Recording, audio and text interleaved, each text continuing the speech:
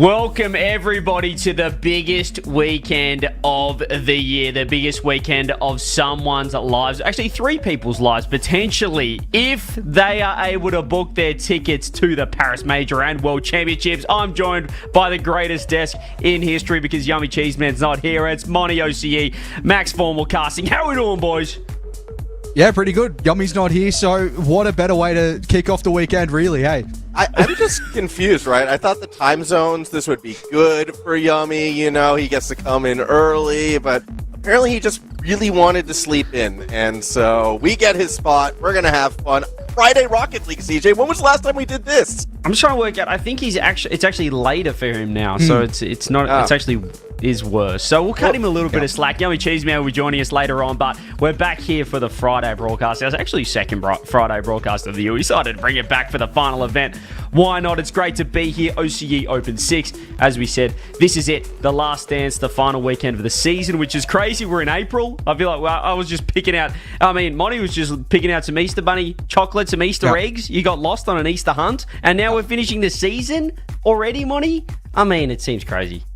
It does seem crazy. That's the way the format works now. Plenty of time between the Major and the World Championship, so the teams that get to potentially boot camp, whoever we send, might be able to have some extra time overseas at some point and get that preparation going. But yeah, it's crazy to think that we're so early into the year and we're almost done for what would be called 2026 RLCS. We did start in 2025, to be fair, but yeah, it is kind of crazy, but at least we're still deciding it on the final weekend as well. Three teams obviously still in the hunt as Group A, where only one of those three teams sit wild card. I think they're pretty happy they got the better half.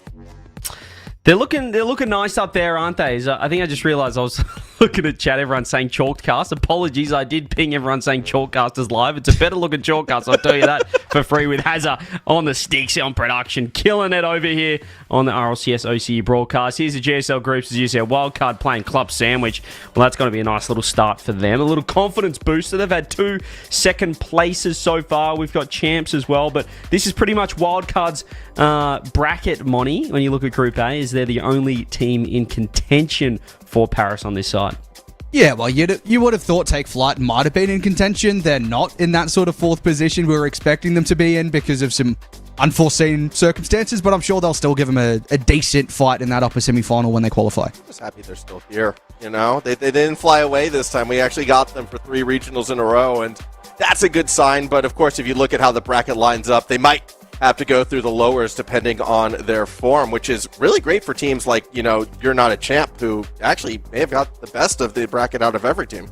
So we're focusing on 3 teams. We'll get to the points a little bit later as we do take a look at Group B as well. But it could be a chance for an upset for one of the teams outside the top 3 to just spoil the party. Thinking of Bulldogs, Open 3 last split, who weren't in contention, got the job done. Speaking of the Bulldogs, they'll be playing the Beasts first up in the upper quarterfinals of Group B.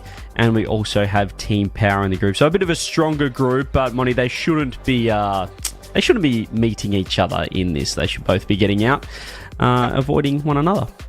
Yeah, it should be straightforward.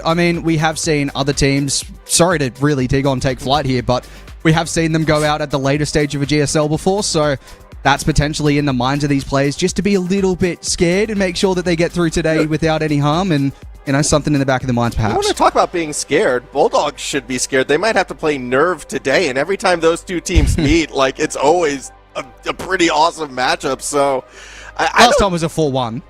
Yeah, but it was still a fun 4-1. It was kind of showed us the Bulldogs form. I'm still remembering the one that went 7. Okay, that's still in the back of my mind, and I think Nerve could do that again. Yeah, it's. I think when you think we're expecting the one of these top 3 teams, well, 2 of the top 3 teams to be in the grand final, but it would just be the most OCE thing ever to see a Nerve or a team like that make it all the way and just completely spoil the party, spoil the potential qualification match for Paris. Speaking of the prize pool, same as every Open we've had so far, 12 big ones for first place, all the way down to $450 for 32nd. I think you can keep winning up to about 128th place or something absolutely ridiculous. But the points is all we're going to be looking at this weekend, Monty, because whoever's getting that 18 points, one of those top 3 teams, they'll be off to probably two lands. Yeah, I think you might be spending too much time in NA there and EU because it's, I think, 64 in OCE that gets the prize pool. Not that many. But yeah, those points are certainly certainly up for grabs, and you can see here how just close it is in the top 3 realistically. I mean, Nerva, I think, still technically in contention for Worlds maybe, but they're no way that they get into that top 3 where those 3 teams, Bulldogs, Power, Wildcard, are looking so good at the moment. I mean, I even saw on Reddit someone was making an argument how Take Flight might have the points to be able to qualify to Worlds eventually. So I guess they're still in the hunt, but no, realistically, it is those top 3 teams in a winner-take-all situation, which is the best we can hope for as a region, considering only one team getting through this year. So I mean, that 2-point differential between Wildcard and the others, it really does not matter at all. It is all 3 of them winning in. This is it. Yeah, win and you're in. I dare say, look, we've always said we are the most exciting region, but even globally now, the eyeballs will all be on OCE. Maybe a little bit of MENA as well this weekend, but goodness me, we've got 3 teams separated by 2 points, and if you have wondered why Formal's camera quality has gone from a 5 out of 10 to a 3 out of 10, this guy clearly is not getting paid enough, ladies and gents, because he's decided to double dip this weekend. Form, would you want to give a quick plug to perhaps anyone in the Melbourne region that want to check you out this weekend and see what's going on? Yeah, sure, why not, if we're allowed to do so. I'm going to be at that Supernova convention. We're doing the 2v2 LAN, kind of open signups. If you have a teammate and you want to come in, going to be blowing out my voice before coming here to do it again. But yeah, also, if you've seen my Twitter, there's another venue I'm going to be hitting Sunday night as well while doing the RLCS cast. I don't know, they used to host the production for us. Sorry, Hazard. Fortress they were here LAN first. Party? Fortress LAN party, anybody? Let's make it happen. Let's turn this weekend into a proper party. I like it. Everyone get down to Fortress Melbourne this weekend, but particularly Sunday, where it all going to be decided. That's going to be the big day's action. And my goodness, we haven't spoken about it yet, Monty, but we have special guests galore throughout the weekend. So we're going to keep those as much of a surprise to you guys as possible. It's time to get into the first matchup of the day of our second Friday broadcast of the season. We got the champs taking on No Car Esports. They decided to have 2 teams globally. We'll be talking about that later on. Dougie Bockrez taking on Elliot Hawk and Prompto. Monty, how do you like this matchup? I think this should be a pretty exciting matchup. It's good to see Mock in the lobby, the pre-lobby here. He's back. The footy game hasn't continued, so that's great for them. That being said, champs looked pretty good last event with Misty in the substitute role. They played pretty well, and I'm not too sure, how Mock's going to affect that back in contention here. But No Car, decent roster as well. I liked how they looked for the most part last event. They were scoring some pretty nice goals, but yeah, I'm not too sure. The players here, we love talking about Hawk as well, the odd prodigy, don't we, Max? Yeah, I mean, we do love talking about Hawk a lot. I mean, I still think he's got it. I know there were some doubters last time we saw this team play out, and maybe they don't win as consistently as we would have liked to see, but the skills were still there, and this could be a very mechy team. So no Misty because Yummy's not here. I think we kind of can put 2 and 2 together there. I don't know. I think this is now the time for a team like this No Car lineup to kind of make that surprise. So I'm seeing the poll down below. I'm just going to lock it in right here. Give me No Car in this one. Yeah, you see the poll down below. Can we get some W has in the chat? Because we have predictions this weekend. Hashtag YNAC or hashtag NOKR, depending on who you guys want. Let us know, because we'll be able to pull those up on screen. Let's get some hashtags going. Get the hashtags going. What are you doing? I need to see some more of the chat right now. Haz is absolutely cooking for us, Monty. Who do you like? Where are you going? I'm a little bit concerned that I'm seeing chat messages restricted for No Car's hashtag.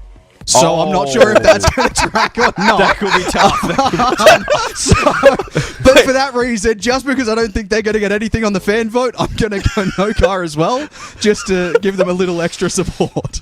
Well, I know. Well, Yummy would have gone No Car as well because Misty's not there for the champs. But give me the champs. I think they can get the job done. Mox decided to abandon his real sports for real esports this time, which is great to see. So I think the champs should be able to get the job done here, but it's going to be a close one. That's why we picked it as our featured match. If this one does wrap up quickly, though, as we do see 60% for No Car, they somehow found their way through the chat restriction. If it wraps up quickly, we'll see what we can do. We might be able to jump around to some other matches as we've got, 8 matches going on at once per round. So we'll have 3 rounds here, but the game is ready, ladies and gents. So let's get into business. First matchup, final weekend of the season, best region in the world, boys. Take it away. And I don't know about you, but I'm thinking to myself, I'd like to swap my prediction now because I thought we were going to have like 100% to 0%. And to be honest, I am feeling like this is probably the champs game, but I went for No Car for the storyline. I'm going to stick to it for the storyline, Max. But this should be a very exciting start to the weekend. I mean, I think there's very valid reason why you might be going 100% to one side instead of the other, which was hinted at before coming into this one. But no, I should be excited to see how it plays out. And I don't think 100-0 is fair. I mean, at one time, Prompt was considered the next big player that was going to break out. Same with Hawk. I mean, they have shown that potential. Elliot, as well, has actually been a player I've been a big fan of on the pitch for the past 2 years. A little bit of a rebrand, but still incredibly strong. This is not a clear-cut win for the champs, despite their more recent success. No, I certainly don't think it's clear-cut for either team, realistically. The champs, you know, they're probably expecting to be that side that get a win here. Just, I guess both have the experience, right? They both have experienced heads on the rosters. Overall, you'd say, for the champs, they've certainly got the more experience, and they should be able to get through situations just like this one. But overall, I'm not too confident in terms of predicting one way or the other. I think, 100% probably in every series ever might be the wrong prediction. I feel like there's no series that's 100% sure. But no, I think in OCE, it's close. Other regions, maybe. I'm not sure about OCE, although, you know, I think MENA as well, they're kind of taking pages out of our books, which is why you got to watch these Friday streams. We could have our own twisted minds maybe later today, but for right now, 1 minute in, still no goal to be scored. As we're just kind of waiting for somebody maybe to break the tie. It is going to be Elliot to Hawk, not this time. Good save by Maw.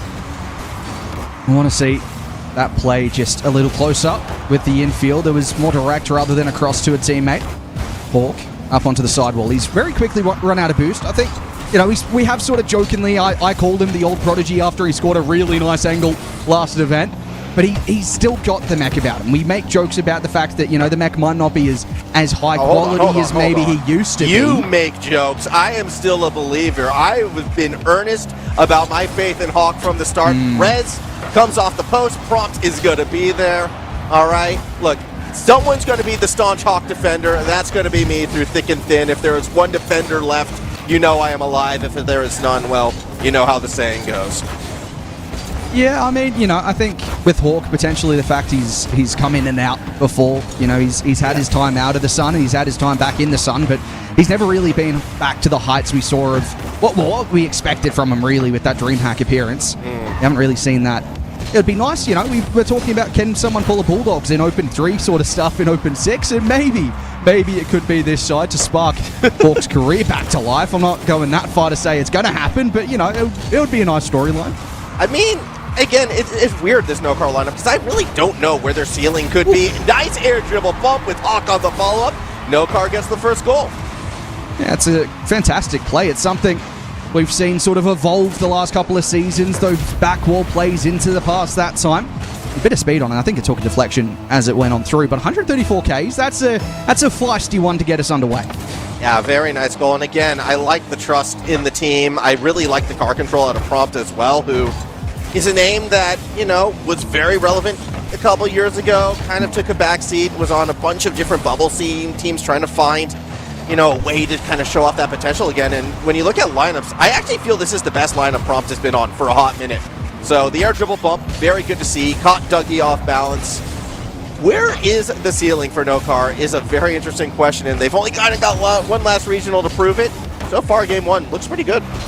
Yeah, it's a pretty solid attempt so far. Prompts will take that to the back wall. Rez has a nice control out through to the midfield, and Hawk takes over. Something to mention as well is in Open 5 at this stage, No Car did lose 3-1 to Team Abyssal, which is Luna's new roster, or old roster at this point. I mean, I feel like I've been calling it a new roster, or split. That's going to be mocked to put that one in the back of the net. But, you know, they had a rough time against a team that hasn't broken into that top 8. So against the champs who have been consistently around that top 6, it might be a different story, and it could be a real problem for them. So you're telling me Lunar hasn't retired? Yeah, no. Surprisingly. Okay. Oh. Although, I have heard that team has had 2 substitutions in the first 2 events, and this event is the first time they're all together on Team Abyssal. So, you know, that maybe we'll see something from them this weekend. Who knows? Right. Yeah, but hey, we might see something from them later today, depending how this one goes. Minute 30, though, remaining in the game right now, as Hawk is going to be looking to throw towards the backboard. Dougie there waiting. A lot of pressure from No Car, but they're kind of just orbiting the ball, not really making contact. That allows Mock to find a clear 50. Does go in the way of No Car, and it looked like Elliot wanted to cheat it forward. However, Rez, great midfield control, stops the attack, and we kind of stay stagnant for now. It's a nice move from Dougie just to find the sidewall again. Wanted Mock to take control there. He couldn't quite hold on to it. Rez sidewall play again. They're trying to create stuff out on this corner, and it's not really working for them. Just too disjointed at times. That's a double demo through the midfield. Going to open the play up for Rez. Another demo as well, and it could be dangerous as Rez just tried to find the shot. Easy enough in the save, but a couple of moments now where those demos open the field. The back wall set up again, and Prompt's nice speed to get across to it. Yeah, good clears, good defense. 30 seconds left, looking like a silver goal situation. As Elliott will get that ball into the corner. Here comes Prompt. What can he do? Not much against Dougie. Not on this occasion. Rez to the middle of the field. Two defenders in the way. They collide. But there's no one midfield to strike. Not this time. Champs use all their boost on the attack. 15 seconds to go as they look for that last second point. Yeah, they've been holding the possession, the Champs, in these sort of areas. They haven't really made too much of it. Dougie's going to be kept honest there. He had to get a touch and does so. But it's out towards Hawk, who tried to keep it up and alive. Rez will pinch that down to the ground. Overtime it is here. And I mean, I think the early stages it looked good for No Car. The later stages it's looked better for the Champs, but they haven't looked too clinical with the opportunities they've created so far. Where's our Friday chaos, though? I mean, it's been a very conservative game from both teams. Yep. And probably comes from the fact that both of them realistically believe, hey, we can win this one, but it's a pretty even match. So I don't think anyone wants to get beat doing something silly. I do like that midfield demo, though. Helps No Car keep the pressure going. Now an opportunity for Prompt. They wanted the top corner, but just an inaccurate shot. Nice control from Elliott. He'll find a double across towards Hawk, and that was desperate from Dougie to get a touch as Prompt finds a reset back wall play again. I think we're seeing some more creativity coming from the No Car side, and eventually the defense just fell short. No one was able to put a hand up, and they take game one. Okay, Prompt's double touch into the bump, incredibly creative.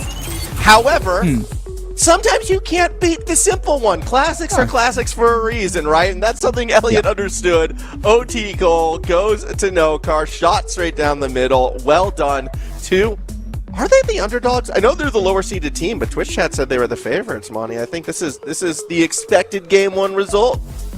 I do wonder how much the fact that they got the votes there was because I said it's not actually going through, and everyone went, oh, is it not going through, and checked it out and went, no, it's not, and then it eventually obviously did.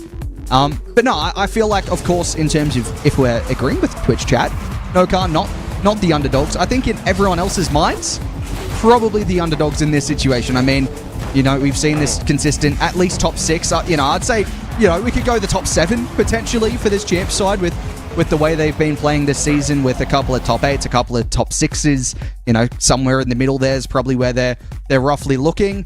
I still feel like they're the side we'll look at to get the result here, but what I was going to really go to with that point about the creativity from No Car was the fact that they looked creative going forward. They hadn't finished their chances, whereas not a champs, they sort of felt, you know, they were creating their opportunities, but it never really felt as though they were getting in front of the goal. It felt kind of flipped, but neither team making use of those chances early, which we expect early in a GSL group.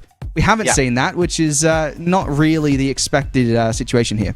And best of 5s as well, not the best of 7 like you'll normally see on an OCE stream. So a lot of the squads that have those slower starts, they are going to be put under pressure.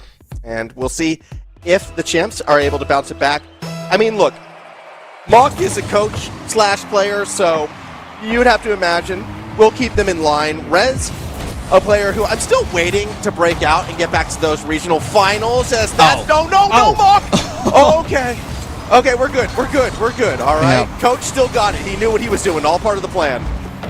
Yeah, well, it looks like we're going to have a top fail early on into the week here, but not quite. Hawk didn't quite catch the reset either. Mock doing his best just to rescue that play. It would have been a very embarrassing moment to go down, although, you know, not the most embarrassing we've seen so far this season. I mean, you asked for chaos, and it looks as though we're getting that so far at the start of game 2. This is more what I expect on a Friday broadcast right now. Defense in shambles, net left open, but nobody with the boost able to punish. This is peak Friday Rocket League, and well, whichever team is faster is usually the one who gets the first point. Rez, well, actually slows it down for Mock. No! That just has to be a goal, doesn't it? I mean, he's got so much time to pick his spot there. expected no real defender to be in the way, and he's just not quite found the mark. Is now, well, No Car. They've been finding the mark. That is a powerful pass into a very solid goal. Yeah, really well done from the duo of Elliott and Prompt. I mean, I feel like 131 doesn't do how well that ball was stricken justice, and we're already in 3 digits, so that says a lot in its own regards. But yeah, difference between making and missing a shot right now in this game. Yeah, I mean, Mock thinking back, he's had a couple of shaky moments so far in this one, hasn't he? He had that almost own goal. He was able to rescue it off the line, and then, I mean, he had to shake that off to score that goal realistically, and he hasn't done so. Rez out to the sidewall, looking to get them going forward here. The Champs dropped underneath. Dougie on the follow-up, and Mock will commit to this. Tries to take the 50 out to the corner. It just breaks down again. The Champs really struggling with having boost in dangerous positions right now as Prompt breaks free. That's going to be a chance. Mock sends onto it and gets the clearance as well. Elliott to the back wall. Dougie save. Yeah, it's a good save, but the pressure is still coming from the No Car side, and admittedly, they're doing very well just controlling middle of the pitch right now, controlling the boost. You can see every time we get that overhead view, it's just full moons right now on the No Car side. They haven't felt pressured in the first 2 minutes of this game, except for that one shot from Mock. And as time continues on, it really feels like it could be the Champs regretting that. Good little play, though, for Mock, actually, to flip the map. But again, full boosts, full clears, hard, just in control. Yeah, I think potentially the confidence for No Car could go up with the fact that they have been in so much control, but also the fact that if you're limiting the Champs to a couple of chances in this case, just one chance, and they weren't able to really finish off what should have been a goal, you can build confidence off that, going the opposition aren't up to the par, as that's not quite going to be finished off, but Hawk, he's starting to flex that mechanical muscle. Good little reset for Prompt as well off the backboard. Hawk not liking the look, means we're going to go all the way back to the other side. Another poster for the Champ team. Dougie drops it down. Mock's too far back, and that ding, it's going to haunt them if they don't find a way to get a goal in these final 2 minutes. Those dings are just, it's not the soundbite you want to hear. Defense in shambles. Ooh. No, Mock can't get it. Yeah, it's just not, again, the right placement. Didn't really have the power behind it either. No Car break the other way. They've scored a couple of counter-attacking goals. The first one in this game being very counter-attacking as well. As Hawk takes this one up high, has 12 in the tank, has a reset. It's a double commit from either team. And again, I mean, this is looking more chaotic now. Both teams sending where they probably shouldn't be sending to. And the Champs just maintain that possession, but again, they haven't looked threatening from these situations. Maybe a chance as Dougie finds Rez, and he's hit the post again. No, they can't keep posting it, Monty. This is starting to get dire, and like, look, I'm not going to be calling any individual player out, but we got Misty on the line. Is he ready to come back in at this stage? Misty looked on point 2 weeks ago. Might be the spark the Champs need, because they just cannot score. It could be a problem as Dougie finds Mock, and okay, I thought that might have hit the post. I think it went in off the post from Mock. Finally, they've broken it free. But that is, I mean, you cannot be feeling too confident in a situation like this where all of your shots seem to hit the post.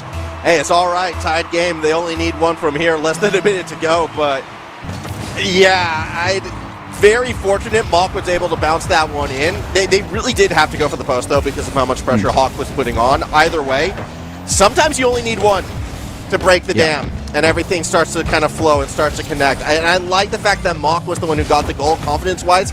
Probably needed it the most. Now, what can they do with it? What do they do with this extra chance at the moment?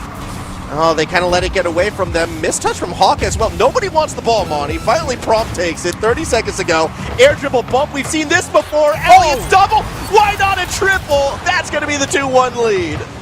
Yeah, well, he's got the benefit of the defender on the back wall essentially passing this back to him. Dougie just, I mean, he couldn't do anything else, realistically. He had to play it across that line. He couldn't get in behind it, but straight into the path, and that is a brilliant goal to give them the lead. And well, maybe my prediction for No Car originally is looking pretty good. I'm pretty happy with it as things stand. But Rez, that is brilliant control to the back wall. Mock on the follow-up, and he's hit it too close to Hawk again. The shots are just too close to either defender or to the post at the moment as Rez keeps it alive. Back to Mock, back to Rez. I don't think it's going to lead to too much. No, not on this attack. They're going to have to go back to midfield and try again. Last opportunity. Pass looks good. Elliott's touch looks even better. Mock puts it up. Hawk crosses up the field, and Dougie with no boost won't beat out Elliott. Ball hits the ground, and No Car goes to a 2-1 or 2-0 lead in the series, 2-1 on the game. The air dribble bump, Monty. Prompt's done it twice to them now. It's looking really strong. Yeah, he's pretty creative in those situations. Always seems to know how to find the bump and what situation is right to go for it. I'm very concerned for the champs here. I'm starting to wonder if potentially, making a substitution every couple events has come back to haunt them, because they're not really clicking like a unit right now. And I'm not too sure, where they go from here. Makes sense to me. All right. Yummy, he saw the lineup, so I was like, hold on, Misty's not in. Sorry, guys. I'm going to be a little bit late. I need to find Misty, get him back on the team. You're going to have to start this one without me. And yeah, it's been a roughie. Obviously, for jokes aside, like, this is the lineup it's meant to be. And when you look at the talent on the squad, they should be performing a little bit more in this matchup, but they've just felt a little lackluster. Like, the most creativity we saw from their attacks is just kind of dumping everybody in the box and being like, okay, an errant touch, we should be able to capitalize on that. And that's not going to do it against a team like No Car, who, yes, might not have been performing, but the talent, the individual talent, is there in spades, and we're seeing it more and more from Prompt in this series. Yeah, I mean, for the champs, the only time they've really looked threatening is that infield pass. For No Car, they've been creating more with these edgeable bumps, as you pointed out, from Prompt, with these more mechanical plays overall. We saw Hawk almost get a triple tap earlier, from the corner as well. So it's a difference here, and I do wonder. I mean, I'm not too sure if No Car are a team that would scrim too much either. But my mind is going all the way back to Open 1 right now, where I was speaking to Mock before, and he said, yeah, this, we've scrimmed about twice in the last 2 years. I wonder if that's improved, if they've scrimmed any more. But with the amount of substitutions, I wouldn't expect that they have. But maybe we're starting to see that shift where, okay, maybe a team who scrims a little more often starts getting the benefit of it than a team that just relies on the experience they have. I mean, an argument can be made that Hawk maybe played 2 hours of Rocket League over a 2-year period at one stage, and he's still here, let alone scrimming. So I don't know if this is the series that's going to prove it. If anything, both these teams need to scrim more because no one can hit a shot. Yeah, the post is racking up quite a tally for saves in this series. I'm not too sure if that's a stat we particularly want to see, but I guess it's probably better than own goal stats in OCE. We're trying to move away from that, and now we're just showing how the crossbar challenge that we're going for, I suppose. Own goals are better. You can't do a top 10 crossbars clip compilation. Maybe you can put this on something, because Reds gets the first goal, and for the first time this series, the champs have a lead. Yeah, I like that for Mock. The sidewall play into the reset, pass across. I think we're seeing that a lot from the champs roster, where Misty would have been the player instead of Mock previously. I think maybe Mock has gone, what? Hang on, what was Misty doing in my role? Oh, he was getting these assists. Yeah, we can do that, because, despite the fact that, Mock has had a slight break thanks to some footy other situations, he's not really been that accurate on the shooting so far today. Maybe turning provider is the way to go about potentially finding a reverse sweep. Here we go, reset into the corner. Pinch is a little awkward, but Rez is there. Prompt will keep riding this one around, as Prompt's going to pop another one up, this time for Hawk. Has Prompt underneath. Mock will slow it down. That prompts Prompt to go forward. Finds a clean touch on the ball, actually. And that gets Rez a little off balance. I'd like to see No Car try to shorten the pitch, but with these powerful defensive blasts, it's really difficult for No Car to commit forward. Yeah, that was unfortunate from Dougie. Just couldn't quite get the extra touch there, so it gives an opportunity to move forward from No Car. They're starting to create these chances a bit further down the line, although Dougie will break the other way. They've seemingly got the ascendancy. Dougie, the angle is ridiculous, and there's something in this game for them. This is simply sublime. Vintage Dougie right here. Just squeaks it right on past. No orange trail, by the way.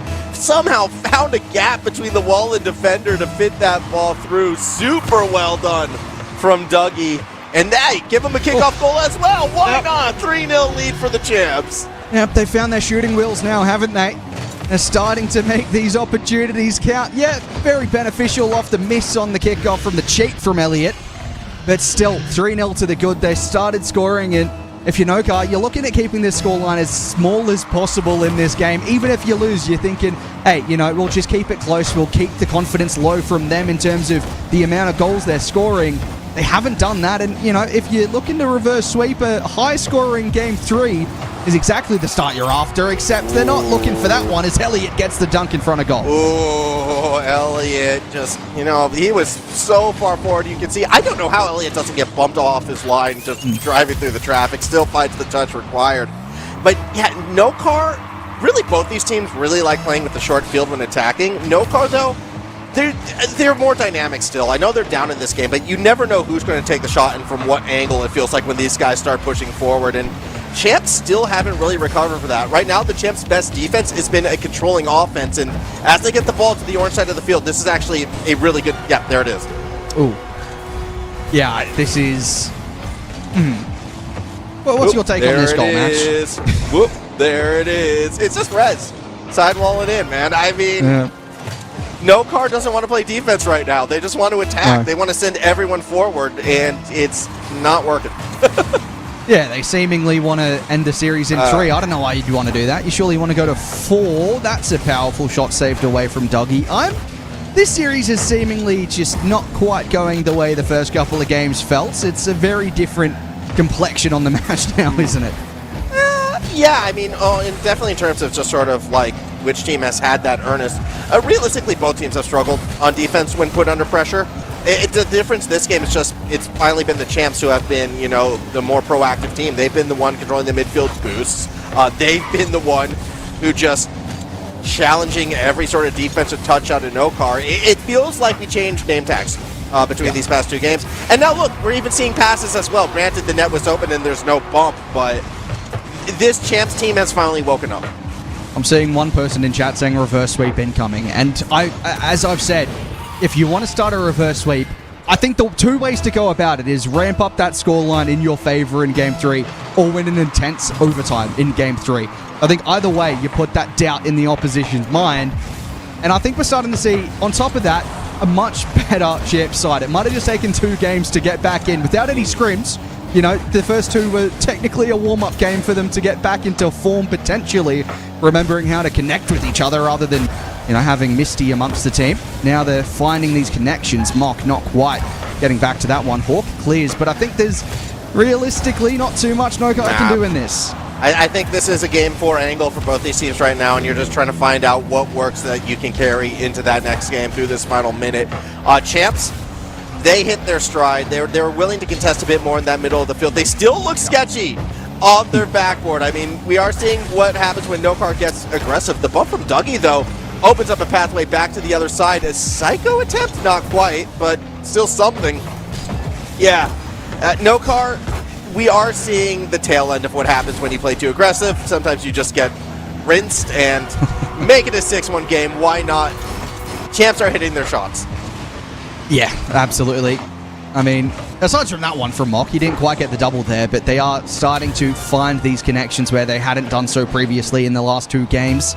They're starting to not only find that connection, but also just know what to anticipate from your teammate. Sometimes we saw previously, Mock or Rez not really sure when to commit forward. We're starting to see both of them with the confidence. I think Rez has been in pretty decent form, and potentially with Dougie scoring that back wall double from a very tight angle as well might have given them some more confidence with their shooting ability, prompt in field, and maybe just one for the road. No, it looks as though, could we be headed to Brazil? No, that one's out of the mark.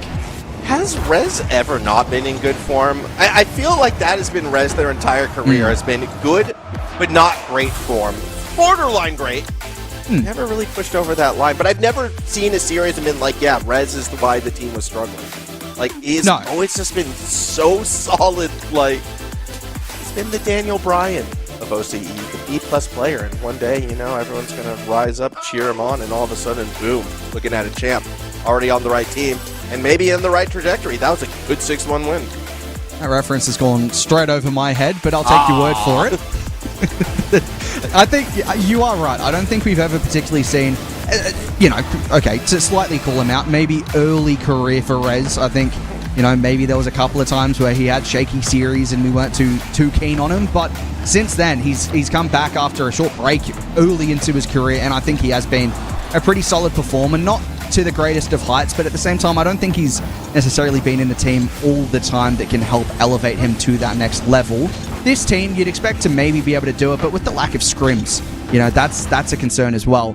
But that is a much improved game, and that's exactly the way that we wanted to see Not a Champ perform at Game 1, rather than Game 3. They could have left it too little too late. No Car, they might be able to find something in this short minute to turn it around and keep this game back in their favor and win the series nice and early. But I'm not too sure if that's going to happen, because the champs with a scoreline like that should be feeling very confident moving into Game 4. Yeah, but again, when those one-sided games sometimes are like the easiest ones to bounce back from as well from the other side, because you can write that off. Realistically, I think the thing that was most concerning to me was No Car just sending everyone at the ball, like the same sort of chaotic attack that's netted them a couple goals already, backfiring and going against them in the final minute. That's what has me more concerned. Not the overall scoreline, just that last goal. So they're going to have to find ways. That pinch is nutty. That's a goal. What? Yeah, I think if you're on the champs here, you're also wondering what just happened. You saw the third commit so late, and Elliot just went, I can't believe thinks he's an open net. He's taken advantage of it, but that pinch, I mean, I don't think you can ever really predict a pinch like that, can you? No, not at all. That was a very fortuitous bounce for No Car, and it gets them back in the lead. Almost a fortuitous bounce that way as well, but well, it wasn't. We're okay, all right. 'Tis the season of giving, maybe a few months early, but still, No Car realizes, hold on, we're still in April, it's not December yet, we're just going to keep our lead for now. I want to spread that message to the rest of OCE from what we've seen so far in Split 2. We're a giving region, Monty. We're a giving region. Yep, and you could see the teammates there from No Car giving each other a bump as well. A couple of shaky moments. They've got the lead here, No Car, but I'm not too confident with a 1-0 lead as things stand. I think they need to extend it, as they might do. Crossbar down in. It almost went off the crossbar again, but they've extended their lead. If there's been one player who has been on point playing pretty great Rocket League, it has been Prompt. Another fantastic touch. Rez can't do much on the defensive side. You don't expect that one to bounce down and in. Really well stricken. And again, Prompt just kind of carrying No Car on his back a few occasions so far in this series. I'm enjoying this. CJ's being put below a lot of other options. Pengoli, OCE cast is something else, and then CJ. Everyone else and then CJ is what I'm reading. It feels like chat's finally fighting back to what's been a pretty angry CJ across this season so far. So good job, chat. Keep it up. I'm enjoying that. Well, the only reason why we're streaming on Friday is to take away from the community streamers. So if you want to go out there and support your community streams and take money away from the greedy CJ, go out there, show them all some love. Or I go to each and every one, show them that love, because CJ would hate that. Yeah, absolutely. I don't think Where's the Bulldogs stream, by the way, Monty? Yeah, look, it's not quite taken away by greedy CJ. Yeah. There might, to be completely honest, there might be a POV stream over there. Hunter seems to enjoy doing that when I'm unavailable, so that's good. But no, he's taken away the Bulldogs team stream from me and said, no, you've got to do the main stream. There was no choice in the matter either, so another thing that I'm pretty upset about. But hey, I mean, this has been a decent game so far. I sometimes enjoy not watching the Bulldogs play. Sometimes I enjoy watching them play as well. But at the same time, do you? I guess you enjoyed them last regional. I did enjoy them last regional and Open 3 as well. There's some good amongst it. Open 4 was a different story. And, sometimes they bring a substitute in, which the champs are very similar doing the same in these early stages.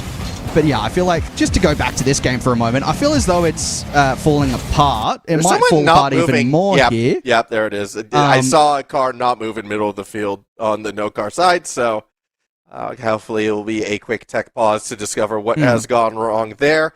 Monty, is CJ pulling the plug on us? Did we upset CJ by exposing the truth, and now he's calling the game off? Is that what's going on? Yeah, he's just pulled the internet from Hawk, I think, is probably the case. He's gone, let's just pause it. He's trying to show how powerful he is in OCE, I suppose. And, I think as long as chat keeps fighting back, I'm pretty happy about the situation. But to break down what I was about to say about this series, because it wasn't about the pause that I was referencing when I said it was falling apart. It felt as though for the champs, they just were not playing the same as what we saw in the previous game. No Car, I think, have stepped it up a level. I think the champs have gone down a level from what we saw from them. there's still time. We'll probably have about half a game left, I'd imagine, when we get back into this one. There's still half a game. And, the old saying of if they can score X amount of goals in a half a game, so can we. That might be in the minds here of the champs. But at the same time, I don't think we've seen, aside from that one outlier, a game where I felt confident in the champs' shooting ability. Yeah, I mean, look, they pulled it off game 3, but realistically, it almost feels like we've gone back to game 1 so far with this one, with both teams maybe playing a bit more reserved. The problem is if I'm going to have to bank on a team to find that aggressive edge again, I'm looking at the Hawk side. I'm looking at Elliott. Prompt, with the way he's playing, normally Prompt more of a passive player, more on that defensive side. He has not been playing that style so far this series. It's actually been great to finally, see the younger player play up there and really take space away and show off some of their own mechanics. It's been good stuff. So I am still worried, again, for the champs, but I don't know. We'll see. They can bring it back. I don't want to write off Rez, and we've already seen some pretty sick shots from Dougie. It's only a 2-goal game, Monty. It's doable. Yeah, there's a way to overturn this deficit. If they can return to the form we saw in terms of scoring 6 goals in the previous game, then of course it's possible. But at the same time, we haven't really seen the ability to score across this series. It's just been a one outlier, and again, it's good defense. At times, it's been too close to the defense. At times, it's been too close to the post. That time, it was a pretty good save. It was a good save. Rez, though, with a demo in front, has the net open up, but no! Elliott, fast enough from behind, gets there for the save, and again, it's just things feeling lackadaisical. You could argue Rez burned all of his boost to try to find that shot right there, but it just wasn't fast enough. Weird triple commits now. Yeah, champs, there's just something off.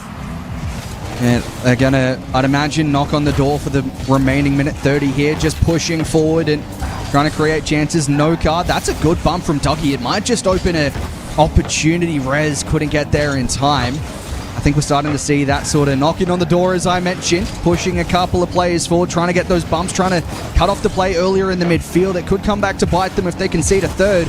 And they absolutely have to start moving forward if they want to get something in this game, something in this series. They've got to start moving it and getting into the orange half. 1 minute to go. You're not a champ. They need to score now, and they've had opening. Again, we might be the most generous region, but we're not feeling that generous. Not this time. The ball did not bounce in. He's tried to score a more impressive own goal than Ampfist scored last event. That would have been a crazy goal to top that one. Not quite able to. Unfortunate for Hawk. Unfortunate for OCE. I think that would have gone relatively global if he had scored that. Maybe not so good for him if it had. And still, these chances being created for No Car, and it feels as though for the champs, they're not creating enough. They're not going forward quick enough. And again, they get chances, but it's breaking down Elliott with the clearance. I think that'll just about do for No Car. Yeah, it's doom and gloom at this stage. No Car, they're going to be the teams getting the win, and well done to this lineup again. Disappointing Regional 5, but they are back in Regional 6, or are they? Hold on. 4 seconds, Monty. Maybe. Champs might not be done. Yeah, the question is, if they haven't been scrimming, do they have any kickoff strategies to pull out here for the champs? 4 seconds. Can they find something off of this kickoff strategy? It's pretty straightforward, and Dougie gets a demo. And, no, that's it's a not goal, it. but it's That's the other not way. I got excited too. You got the coach on the team, back against the wall, and did you watch the Carlton versus the Magpies last night? Because that felt very similar to the ending of that one. No, again, reference straight over my head there, to be honest. I think you need to start using references Carlton versus Collingwood. I think you need to start using some references I might understand. I gotta drop AFL references. That's how it works. Yeah, well, can you not be in Melbourne so I can understand some of these things you're saying? That'd be great. Thank you. But okay, well, never mind. That's fine. You do you. Request denied. Okay, well, fair enough. No Car in this series though.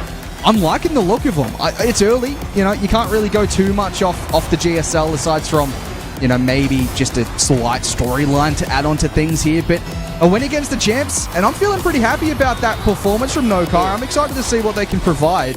If they can close out maybe their next series. I'm not too sure. Who are they playing actually? Is is a great question. But, you know, CJ, yeah. Oh, jeez. Broadcast here, have some fun and production, and there's some people in chat that are putting me below literally everyone else in the world on caster list. So I'm going to have to start throwing some bans around. I don't know why I'm not modded, actually, in Rocket League OCE. That needs to be another query that I'll be putting forward to Epic and Blast. I think and this then is I'll a very good reason for throwing why a you're not hammer mod. around as soon as I get access to the tools. I mean, technically I'm a mod, so awkward. Give me your info. I will be banning. I'll be banning some people. Good start, though, there. I mean, it's disappointing from my champs, but Hawks in business. I saw that guy in Montreal to DreamHack taking on NRG looking fantastic, so it's good to see nearly 10 years later that he's still able to play some rock. I believe we might be able to cook up a little game 5 around the grounds. We might have some action from perhaps a team that, well, I think Formal was expecting to maybe win the whole event, Nerve. I believe they might be going to a game 5 as well. Ooh. And hang on. Oh no, maybe we're not going into that one. Abyssal GG going game 5. Apologies, but I think Nerve were in OT game 4. Well, you know, I do like to give teams, you know, the morale boost of picking them early and watching them soar, and more often than not, the pressure of that seems to get to them. But I'm glad they overcame it and won it. It seems. Let's go to this game 5. I'm curious what is it? The new greatest gaming gamers of Gamington? Out there? Who's got the rights to the greatest gaming gamers franchise, Monty? Do you know? Look, I'm going to be honest. I don't know anymore. I imagined it was probably Hawk back in the day, to be honest. I mean, he had the gaming gamers, and then the greatest gaming gamers came along, and now it's GG gaming game. I don't know. Maybe it's just enough of a variation to get away from the copyright problems. I'm not too sure. There's definitely some conflicts here. There's some copyright, and I'm happy to run the lawsuit if there's money to be made. From what I've seen, Hawk seems pretty generous when it comes to sharing team names. So, you know, maybe he's cool with it. Maybe he gave it the A-OK. He is. I think, we are ready. Are we ready to go? We're hopping. Here we go. Game 5. This is what Fridays are all about, Monty. We can just go around the grounds and we're not going to miss a thing. Yeah, well, that is exactly what we want to see from a Friday, isn't it? We want to see game 5s like this. I mentioned previously as well, Abyssal. You know, they had a pretty decent result against No Car, who we just watched in round 1 of the previous event. They're not quite doing it just as easy as they did on that occasion. Game 5, they'd love to get a result here, but GG, fan favourite kind of roster, are looking to get us underway.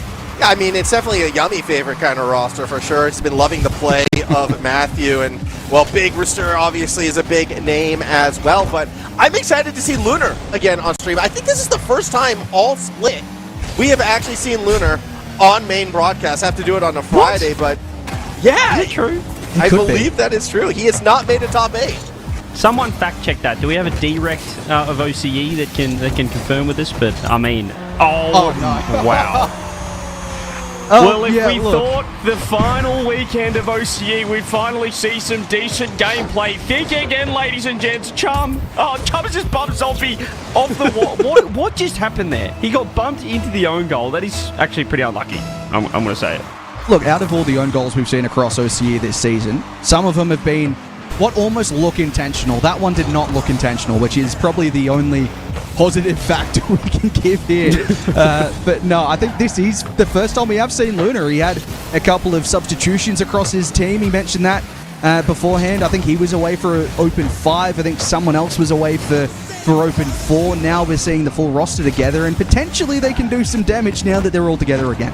I mean, this is a strong lineup, don't get me wrong. Lunar Scorched Zombie, this should have been a team that was vying for top 8s in the past, so it is a bit of a shocker that we haven't seen much of them. But you can say the same thing about, you know, Rooster, Matthew, and Chubb. In fact, we did see them crack quite far. They got that top 6, and it was a huge performance, and then they just disappeared. So I feel both these teams feel like they need to live up to their own potential. A Game 5 to start off a very pivotal Friday. It's a bit of a shocker to see them this close as Matthew finds the second. Yeah, I mean, well, after that own goal, it just felt like Game 5 was wraps for Team Abyssal. They go the distance, but goodness me, it's getting a little rough down there defensively. Everyone caught up front post, Scorch no boost. 3 minutes, still a long time though, Monty. Could see an upset still. Well, I was wondering if maybe we'd see another deciding game in the final one. You know, Game 7's previously, Game 5 here. decided by just an own goal. It doesn't seem as though that'll be the case. Scorchy onto the back wall. Couldn't quite get the drop down, and it might just be an open net the other way. Matthew turns on it. He scored. And yeah, I feel as though maybe Game 5 is as far as Team Abyssal will go in the upper bracket. That was more abysmal than Abyssal right there. Zombie just too far forward. All three in an awkward spot. And yeah, great start for GG. Very, very strong opening. It's really hard, though, because we were only seeing that 5th game. We don't know how those other games have gone, CJ. Maybe this is what TA likes. Maybe they are that comeback squad.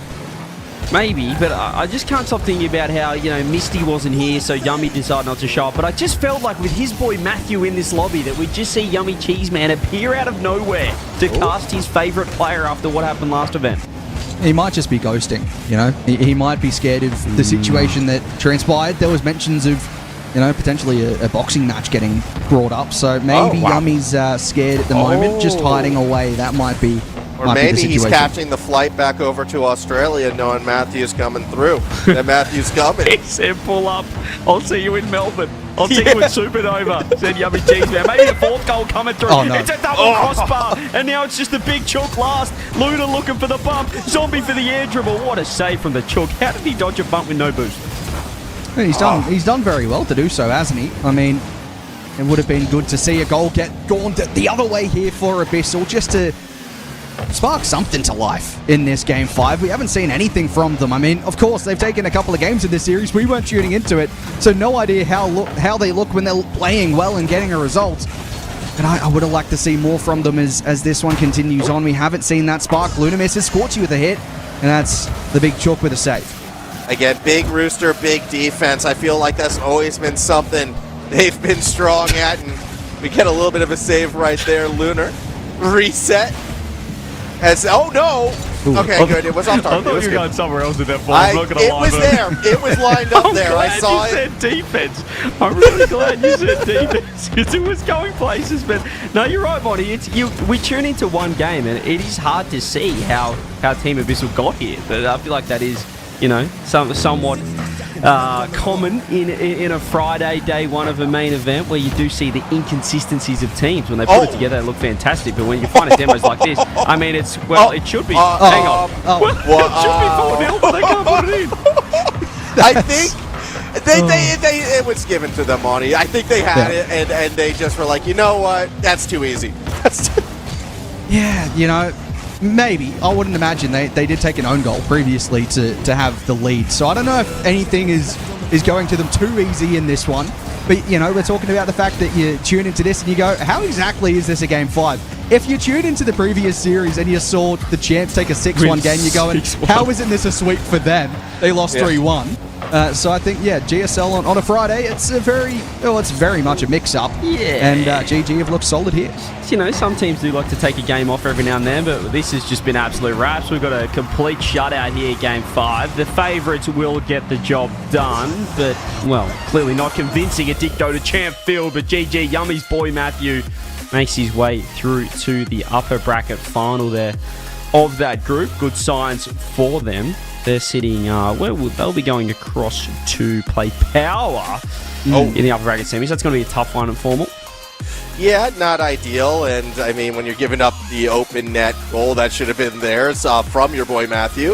Not the cleanest win, but got the job done. Zombie, very invisible as well. Of course, it really felt like Lunar versus the world, actually, in that series. So, I mean, obviously TA not done yet, and GG has a tough road ahead of them, but that does it for the first round. Are there any upsets anywhere? Don't think really. I mean, I don't expect to see many upsets at this stage of the GSL, and I don't think we've had any really provided.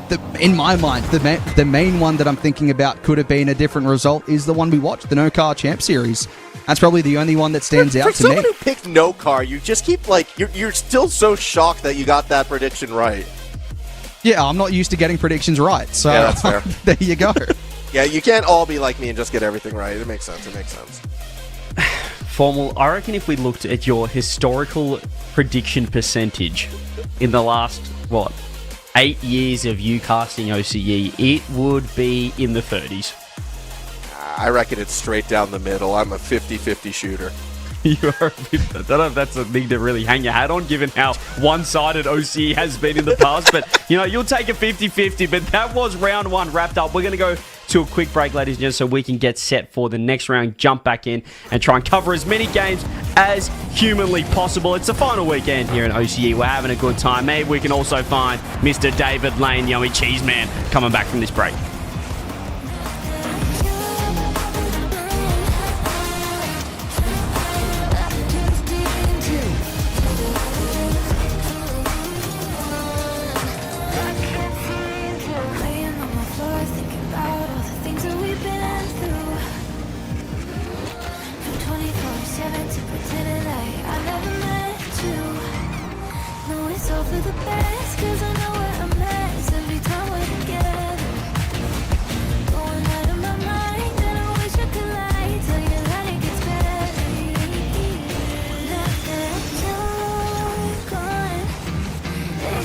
Time should heal, but it's been too long.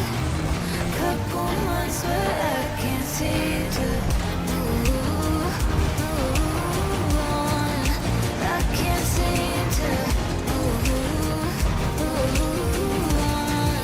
I can't seem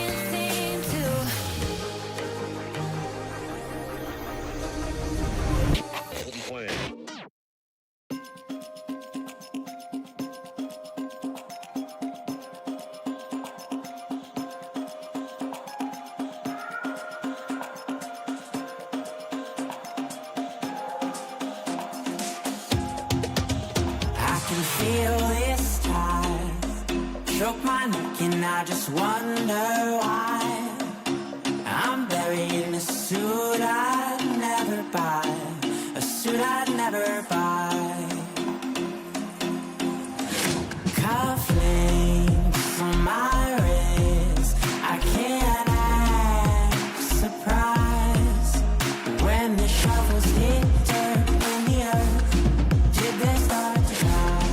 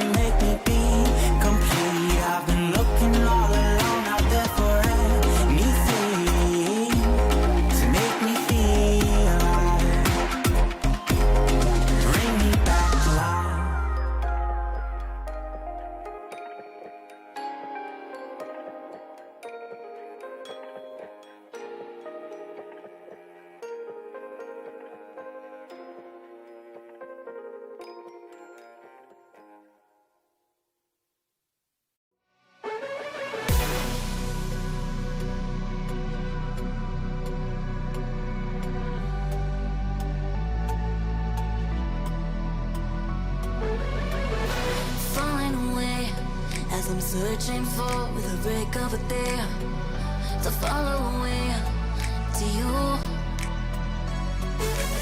'Cause at the end of the day, I ain't looking for no reason to change. 'Cause everything is good for you. Baby, I can see we're gonna shout it out to the sky. Tell our secrets to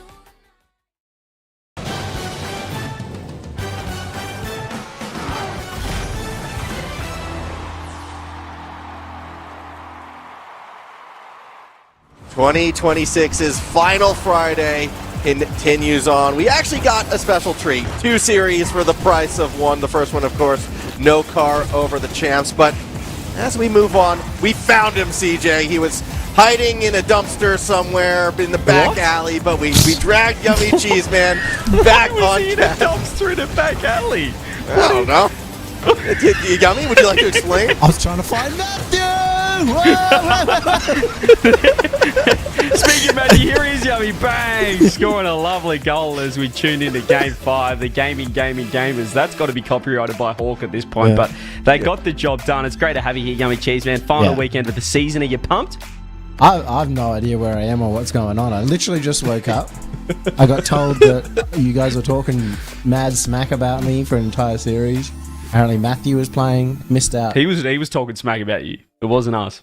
Oh, I was Matthew. Yeah, it was Matthew. No, he's a nice guy, man. I don't know why you guys always harp on him about him. He's so mean. Come on, calm down.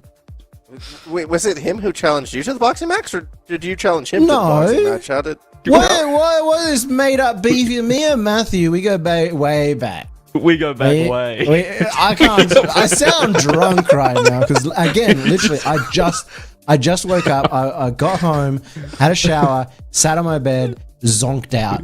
I'm up. It's all good. We're here. Yeah, you're flying. This is the bracket formal. Yummy can take a look at it just to catch yourself up. Is there any upsets formal? Okay. I don't think there's been any upsets, but I am curious now. What do you mean? No car versus champs? Isn't that an upset? I didn't think that. My prediction. No car. Yeah. Hey, Misty didn't play though, Yummy, by the way. Mock sub back in as the core roster. Yeah, so, okay, that makes it understandable. If Misty was playing, guaranteed upset, but without Misty, a bit more understandable. I mean, this bracket, I think, looks even then still more reasonable. I'm surprised Bulldogs dropped a game. That could be a point of concern against the Beasts, but other than that, solid wins. And, I mean, cheat gaming. Schmelflost? Are you kidding me? Oh, is that your team? It's a great name. It is. I'm just going to have a quick look at that roster because that is a fantastic name. What are we looking at for Schmelf?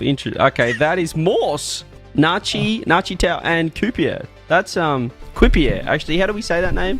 We've spoken about this before. You gave me a lecture about it once in chat. Quipier, that sounded very French from you, formerly. That was quite nice. Good. I'm just going to miss the Schmelf, that's all. Yeah, that'll be. They're still alive, though. Lower bracket as well. That'll be for the final round of the day form. We'll be able to watch out. You won't be here, though. We're going to make sure you get some rest because, as we mentioned in the pre-show as well, Yummy, that Form has decided to double dip this weekend because they're not paying him enough. He's running 2 events at once, so he's going to be burnt into the ground. Supernova Melbourne. Yep. Make sure you check that out. Well, also, he doesn't care about the lower bracket. He always tells me. He says upper bracket or bust. So, fair enough. For football, maybe we'll get to see Schmelf. You might. Depends how this one goes, because let's be honest, every time we've seen the Bulldogs play against Nerve, it's actually been a pretty great series. So on a Friday, I expect it to deliver as well. Bulldogs, of course, one of the 3 teams trying to win it out, but Nerve has been possibly the closest team to playing spoiler to the top 3 at the moment. Yeah, he's, or they, should I say. I always say he when it is Team Nerve, but he's been looking all right, and they've been looking all right as well. It's just a question of, whether one of these teams outside the top 3 can pretty much spoil the party, because the party is potentially, Yummy, a grand final matchup to decide the Paris Major and Worlds on a Sunday. But a team like Nerve, you've got the likes of a Take Flight perhaps as well, could absolutely ruin this bracket, and it could be right here if they get the win. I do recall, though, just a little while ago, maybe 3 months ago, us saying, grand final for the ages, ready to go, and we left very upset. So I'm worried about you saying that again. Because all of a sudden we are going to have the Bulldogs dropping out right now, not even making it through the next day. Maybe power and wild card in the lower bracket first round. Who knows? I mean, that would be... I think it would make an awesome Saturday if that goes down. We get to figure things out. Right, all of our special guests that we've lined up for Sunday. Exactly. We've got guests galore on Sunday. They're all going to watch Nerve taking on Take Flight in the final for absolutely nothing, which would be the worst case scenario. No, we do love those teams. It's a good chance to see if Nerve can step up. We've got predictions as well, Yummy, for the chat of the first time formal. What are the hashtags? Nice. What are we looking at? Yeah, hashtag CBB if you believe in the Bulldogs. Hashtag Nerve if you believe in Nerve. I don't really know how many people are going to be going that because we all want the storyline, but I want to hear what you think, Yummy. Who's winning this game? Oh, Bulldogs, but I put Nerve in chat just to make this poll look atrocious. Okay, interesting. Yeah, I want to go the Bulldogs as well, and the predictions work for both channels as well. Haz is absolutely cooked with this, so whatever stream you're watching, your mine or Rocket League OCE, make sure you get your predictions in. Well, good things always happen when all three of us agree on something, so give me the Bulldogs as well. Congratulations, Nerve, on your upper bracket upset, but I'm going with the Bulldogs. I think they're going to do it. Look at that, chat believes. See, chat's just trolling. What's the point of these chat predictions if they're just they're gonna troll every time? We need some. Whoa! Why? What's with you and going after chat? They've just got the love for the Nerve, the underdogs. Who was correct? Come on, mate. Who was correct in the first round? Was it chat? CJ or was it the chat? I don't remember, but I think it was the chat who was correct in the first round. And okay, it's true. They did get the job done, but chat was going after me, not the other way around for me. Okay. Well, yeah. It's always chat's fault, CJ. Come on. Look, forget about chat for right now. We got a game to play. The Bulldogs, they need it to win. They want to stay on the best part of the bracket. Nerve, that number 4 team, they pulled off upsets before. Can they do it today on our final Friday? Lads, take us away. Take us home or away. Not too sure, but what I do know is the Bulldogs will want to be winning this. They need to move on into the upper bracket for Saturday, or as we mentioned, this could completely blow up the entirety of the RLCS OCE Open 6 event if they do lose here. So Nerve, a chance for an upset, Yummy. Great to have you here on the show. Great to get rid of Formal for a few minutes as well. You know, it's the first time you've said something nice to me, and I really appreciate that, CJ. In fact, you don't even have to pay me for today. Oh, well, I wasn't going to, but... I was just desperate for a compliment, and I got it. Now, I actually queried formally in terms of his predictions because, once again, well, he's gone with us this time, but I reckon his career prediction percentage, Yummy, is in the 30s. You know, in the 8 years of him doing OCE, however long it's been. He reckons it's 50-50, and I still think that's not great considering how one-sided OCE has been. No, I definitely agree with him. He is about 50-50, but the average is about 80-20, so he is 30% points behind the 8 ball. But you know what? He's American. We can't blame him. He'll tell us when he's Australian, but I don't blame him. Yeah, you only have to listen to him speak, and you have to question the entirety of his Australianism as we do get into the first game. We're a minute gone. It has been a little bit interesting. I saw the Canterbury Bankstown Bulldogs, last event's champs, nearly own goal there in the first minute, but wow, this is the one, right? They won Open 3 when they could have qualified. They won Open 5 when they could qualify, but can they do it again? Because they cannot seem to back up consistent back-to-back events. So this will be a big weekend for them. Yep. We'll see if that pans off, but it's Laxon with the first blood. And this is the ex-teammate of Caleb, who is the player that we're always going to watch. Nice and fast, gets the double, lovely. It's beautiful. One shot, one goal as well. As the Bulldogs did drop a game in the first round against Beast, which was a little interesting, as Formal mentioned, taking a look at that GSL bracket. So perhaps not quite in form here on the Friday. Nearly a second goal coming through as well. Laxon absolutely getting to work. And yeah, we'll just see on this Bulldogs team. Now they are in such a fantastic position, currently sitting equal first with Power, whether they can be the team. The one team that's unsigned in the top 3 as well. They could potentially make Paris and Worlds. Wait, they aren't sponsored by the Canterbury Bulldogs? You're raising a good question, but I'm assuming that... I think that's an interesting question of how did they get past the admins who were meant to check copyright and whatnot? Yeah, you're right. Maybe they are, which I don't know if we're pumping it up enough that a rugby league team Actually has decided to sponsor a Rocket League team, but I'm going to lean on no, they're not sponsored. So we're not going to get the Penrith Panthers anytime soon. I just don't think North that's Sydney the Bears, official. maybe. I don't think Slash that's the Central official, Coast Bears. I don't think that's the official Bulldogs logo. That is my only query. You never know But if if it they is- changed it recently or not. I haven't if been it following the is- NRL for a while. They need so. to fire the graphics guy if it is. Wait, am I allowed to say NRL on this broadcast as well? Yeah, just go for it. That's all good. Yeah, fair. As Nerv throws that one on net, nice save from Kaka, pops it up. Laxon off the roof to himself. One more, two more, drop down, nice save. They're getting pressed here by Nerv and Team Nerv with 2 minutes left and haven't found too much attack yet, the Bulldogs. Yeah, maybe they should be knocked out of the NRL, the National Rocket League. And looking likely at this point, 2 minutes remaining. Nerv is getting a lot of forward pressure now as well after a bit more of a slow start. 6 shots through to 5.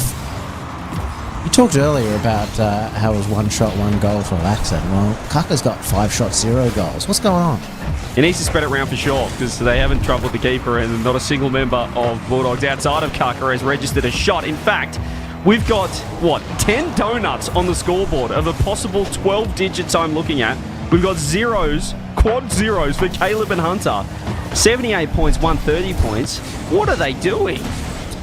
Well, I don't think even they know, but we'll get back to that one. Surely Caleb and Hunter, who have been putting on some masterclasses in the last event, just find a little bit of their groove. There's Kaka with shot number 6. Oh, and the pass back from Caleb. He gets that goose egg off, and now it's just Hunter left with all zeros.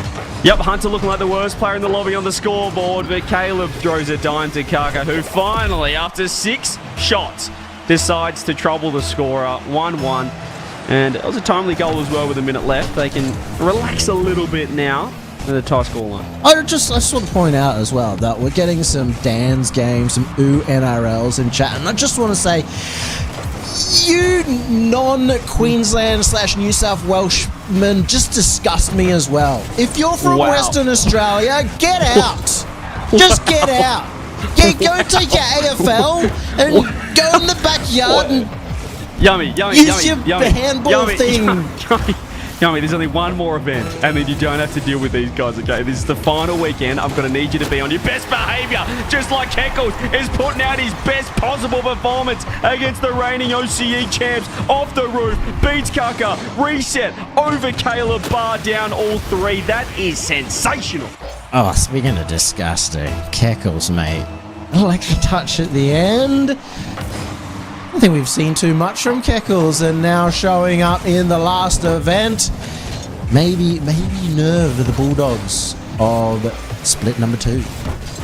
It could be. Just a team with absolutely zero pressure on them. And it is a pretty common trend in OCE in the past. I mean, there has been kind of that 4th, 5th team with nothing to play for, or maybe the 3rd team in the past that comes out and gets the job done, as you said, with the Bulldogs open 3. But, I mean, this ball is going to be... No, it's not going to be down. Laxon should be able to put it down with the boost that he has. 1-0 Nerve. Lovely start here for Nerve. This would be a massive shock, taking down the regional champs in the first stages. They've already got the first game. Little question as well from chat, CJ. Yep.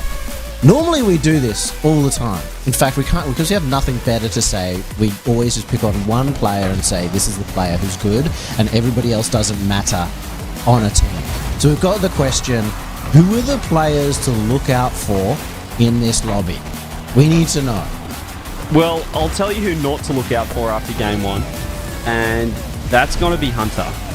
Because this guy's dropped 94 points and quad zeros as well. And my goodness, if Formal doesn't mute his microphone in his Discord, I'm going to blow up. Because all I can hear is him talking to his mate through a webcam mic while I'm trying to have a serious cast on the broadcast with Yummy Cheese Man. Yeah, very serious cast, and I'm very seriously invested in this Formal conversation. What is he talking about? Can we just unmute Formal for 1 second so people have an idea of what we're dealing with here in the background? Yeah, now he's just talking about the big chalk. He's talking about Big Rooster. This guy's talking.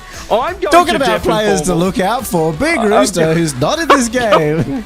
I'm going to mute Formal because I can't have that in my ear. If he ever speaks, I won't know about it. Or we could just move him as well. That's a great idea. I mean, what a fantastic broadcast we've got. Great stuff for Nerve though. In terms of players to look out for, I said not Hunter. Keckle's looking fantastic. There's allegations I didn't know who he was. He's never played at RLCS before, he says, Wow. after just casting What a in the rookie previous season. event. What a rookie event. It's going to be right in for Keckles. Looking fantastic in his first ever event in OCE. He's doing great. We're laughing. You know what? It's good to talk about somebody other than Laxon. Whenever Laxon's, it's always like, oh, Laxon's meant to be the best player in the world, but he never is. And now we're showing that Keckle's not meant to be the best player in the world, and he was in the last game. I just saw a screen cap of Formal leading into his computer to try and mute himself. We're going to have to get that on the broadcast. That is unbelievable. Can we pop that up over this? Can we overlay that like we did with Monty? With the gradient form? I love this, man. He's bought the worst green screen that's actually a grey screen. Well, he hasn't bought it. He's at his mate's place, but...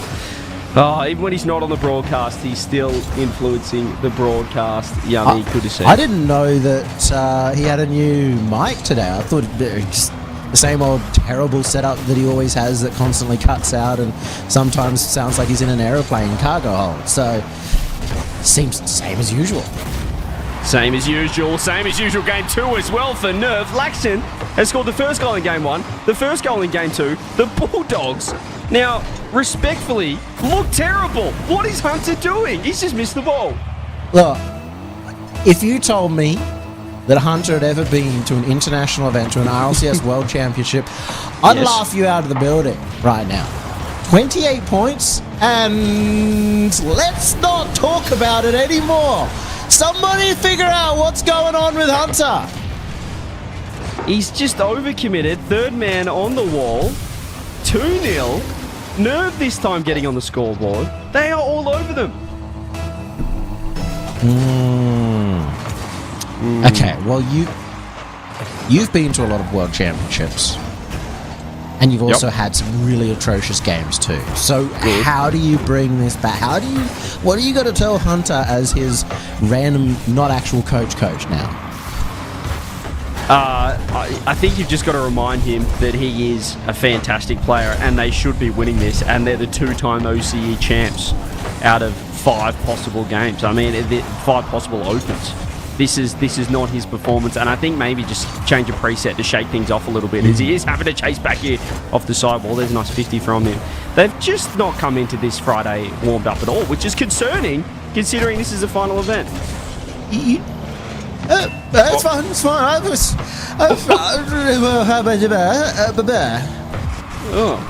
Yes, agreed.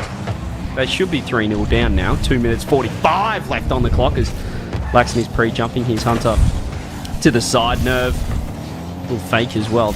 I mean, if you had just... both got If you... No, listen. If you had no idea about OCE and you're just watching right now, you would assume from this gameplay that Nerve are the reigning OCE champs.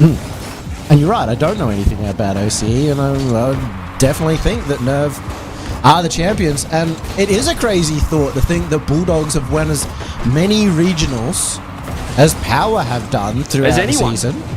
They've won the most. And this is what we're seeing. It's just double clean into the corner. They've handed the ball to Laxon, who's just got to get to work. Reset left, looks for the pass. Kaka is able to land on it underneath, and Hunter's going to run down the other end, just looking for bumps. He can't hit the ball, so he may as well try and find a bump. And no boost to his name. Keckle's nice recovery. Hunter keeping the ball in. They just look a little bit lifeless. Is that crazy to say? Hang on. Never mind. 1 goal. Call him out more often, CJ. Kaka dares you. Come on. Call him out. And he will answer. I mean, this is not a very good goal, but it is an answer nonetheless. And you're right. You know how 2 weeks ago I questioned Wildcard and said, I'm never predicting them again. How did they lose to this? It's a good question.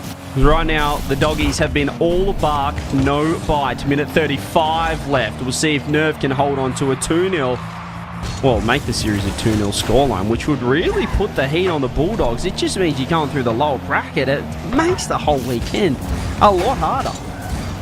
Yeah, especially because they do need to win the entire event. If you didn't know, ladies and gentlemen, they go through the lower bracket. Even at this stage, they aren't going to have an extra life up against the likes of Power or Wildcard potentially. But even Matthew probably going to be sitting down there in the lower bracket, ready to take names and take down the likes of Bulldogs. This needs to be a goal from Kaka. He's gone for the set play. It's way too slow. With the shot, Kaka's looking for a bump. Caleb has to slot this. And does, even though Laxon tried his mightiest. 53 seconds, they've done it. They've got the second goal. Yeah, a little bit of the old triple commit in the defense there, a little bit of handing. And that's enough for Bulldogs to find the opening. And now, you know what, CJ? It just takes about 9 minutes to get warmed up. Only and 9 if they minutes, can win this game, if they can win the next 50 seconds, all will be forgiven. Yeah, 50. I mean, as we said, a best of 5, a 2-0 scoreline. Looks pretty troubling, but if they can tie this up, there's really... Well, I think Hunter can forget about the first couple of games and lock back in unless the ball pinches into the Bulldogs. Ned Laxon's looking for 1, looking for 2 off the sidewall. Oh! Keckles wants in. Keckles got a score. Nerf found the demo on Kaka. It's 3-2. Anyone pog champing right now? I'm back in 2015. Twitch memes are in. Oh my goodness. Nerve. And Keckles in the lead with 28 seconds remaining. Canterbury Bulldogs stocks going low. And you know who predicted Canterbury Bulldogs lately? Who? CJCJ. You know who predicted Nerve? Chat. You guys are geniuses. CJ's an idiot. I even predicted Nerve in the chat too. So I'm on the same train as you guys. You predicted Bulldogs on the stream, Nerve in the chat. That doesn't count. 10 seconds left. Kaka throws a shot on net. Double commit. You can see Nerve starting to panic. Caleb, last chance. Let's see if he can pull out the mechanics. He's looking for Hunter. Can he find Hunter? Hunter doesn't want to go. He backs off. Kaka needs to keep the ball in the air. He's put it on the ground. 2-0 Nerve. 2-0 Nerve. Where's Hunter at? And Keckles is a god. Keckles is 618 points again. He's unstoppable. Might be the greatest player I've ever seen. He's the new GOAT of OCE. I'm calling it now. I think that's a bit early to call him the GOAT of OCE, but that is 12 shots for Nerve, 10 shots, should I say, for the Bulldogs. So, I mean, it's just weight of numbers. They're the better team. They're deserving to win. It's not like they're getting lucky hanging on, scoring counter-attack goals and Bulldogs are pressing. No. This has just been Bulldogs. Can I counter with saying actually the goals that Bulldogs got were lucky? Lucky that Nerve triple committed in that last one, for example. Little scrappy there in some of their goals. It's a good point. And yet every single goal from the Nerve team is just a masterclass. Perfect, undefendable by any team. It's not Bulldogs playing badly. What is it? it's the Nerve team playing impossible to defend Rocket League. Yeah, absolutely. You have a way with words and a way with being incredibly meaningful and serious when you do make a point as well, which is clear. But this is trouble. This is real trouble. We need to lock in here because if they stop focusing on a self-yummy, start focusing on the Bulldogs, if they go down here into the lower bracket, it means, as you said, they lose their second chance, they lose their second life for the playoffs. They then have to run the absolute gauntlet and win 4 series through that playoffs best of 7 to even make it through to Paris and Worlds. That just they're going to have to beat 2 of the top teams as well. If you're in the upper bracket, you might just only have to beat 1 of the top 3. You're going to probably have to beat both. Yep. It's looking bad, and it's about to be a 3-0 as well, which even looks worse on the sheet and the scorecard. People will be going, Bulldogs, what happened to them? Never mind, they're back, boy. Kaka's in. Bulldogs, they're about to reverse sweep.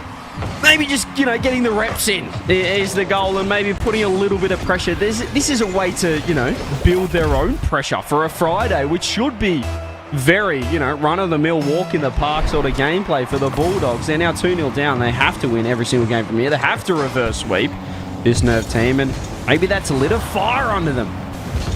I would also argue, by the way, hang on. if Nerve win this, like Laxon is wont to do, is what Should to they do. just get Bulldogs total split points and get to go to the major? I wouldn't mind that. You absorb the other team. You know, a bit of sort of Agario. A bit of Slither.io? A bit of Slither.io. Yeah? I don't Anybody? mind that.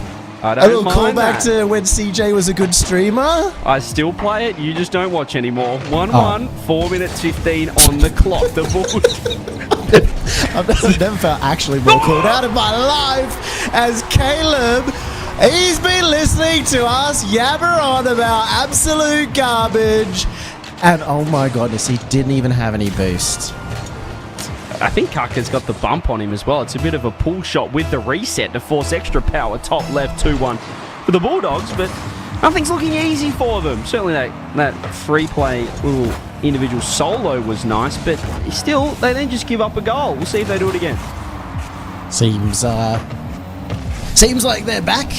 Some team play on. Still don't have any points from Hunter, so well, I may pick it up. But for the moment, Bulldogs in the lead. Keckles, he's always a danger in front of the ball. He's got the pancake, got the extra touch after gaining a flip reset. This is trouble for the defense. Kayla with the early jump, and it is enough for now. And this is where the pressure's going to mount on someone like Keckles, playing his first ever game of Rocket League right here. We'll just have to see if he can step up to the pressure of the two-time OCE champs here in RLCS 2026. There's a nice dunk from there, underneath, open net, and someone can shoot. Lexon, it's another double commit, arguably lucky, but it's 2-2 once again. Well, we don't say the L word here in OCE. Everything is Loser. pure skill. No, Oh, you luck. can't call. You can call me a loser. Sure, go ahead. But these Okay, guys we don't say luck. We don't say luck. can't yet. These guys all pure skill at all times. The double commits, they're intentional. Hang on, I just realized we're on the Rocket League OCE channel. I thought we were just on CJCJ. Yeah, we're everywhere. We're absolutely everywhere. We're on YouTube as well. 3 minutes to go. And I tell you what, even if the Bulldogs can come back and reverse sweep, the stonks of this team are down compared to the other two teams in our top three in contention for the Let's- Prac Major. This has been let's- very disappointing. Let's not disparage the opponent. You know, we might just see a generational run here from Nerve, and See you the won't be Scrimshaw saying run. that when they win the grand final and absorb Laxon all again. the other teams' points. It was Scrim's World last time, out of nowhere. They just win an event and people think, is this the new team? And then they did nothing after that. Oh yeah, I where's mean, Luna? and this is Laxon once again. Luna is in the main event, not quite achieving as Oh, he much, exists. but did go to Game 5 against the Big Chook.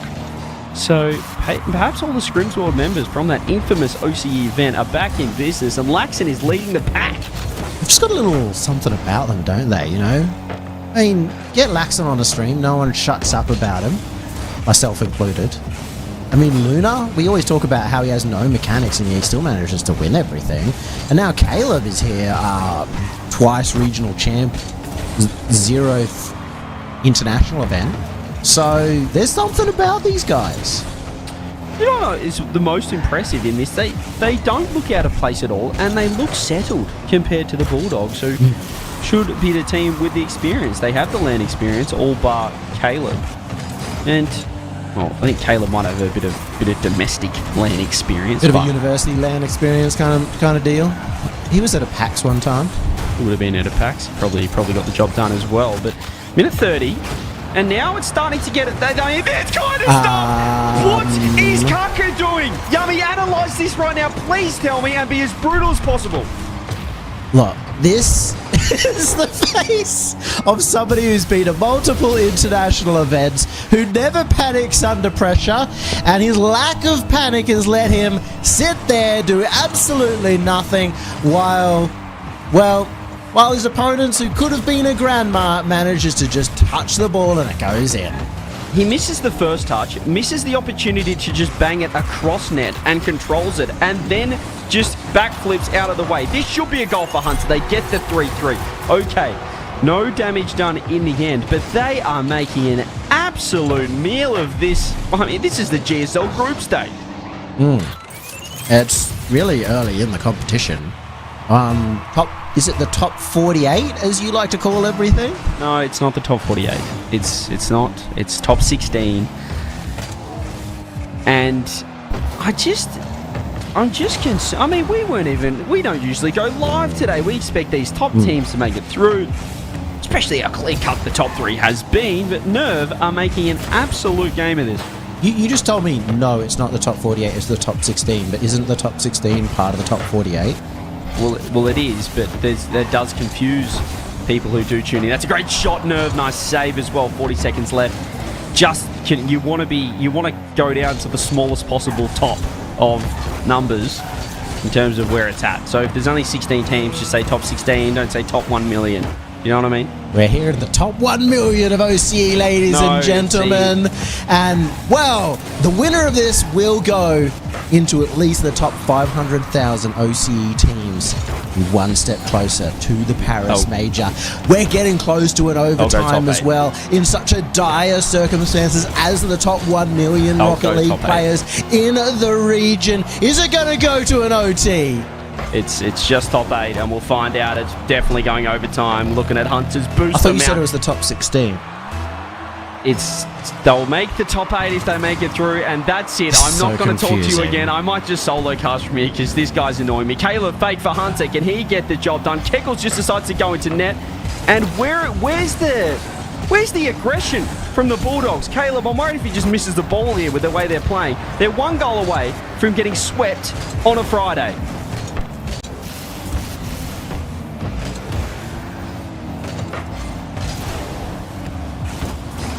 And we're back. Caleb, he's in it. The reverse sweeps on. CJ can only mute me for so long. I'm back in it, boys.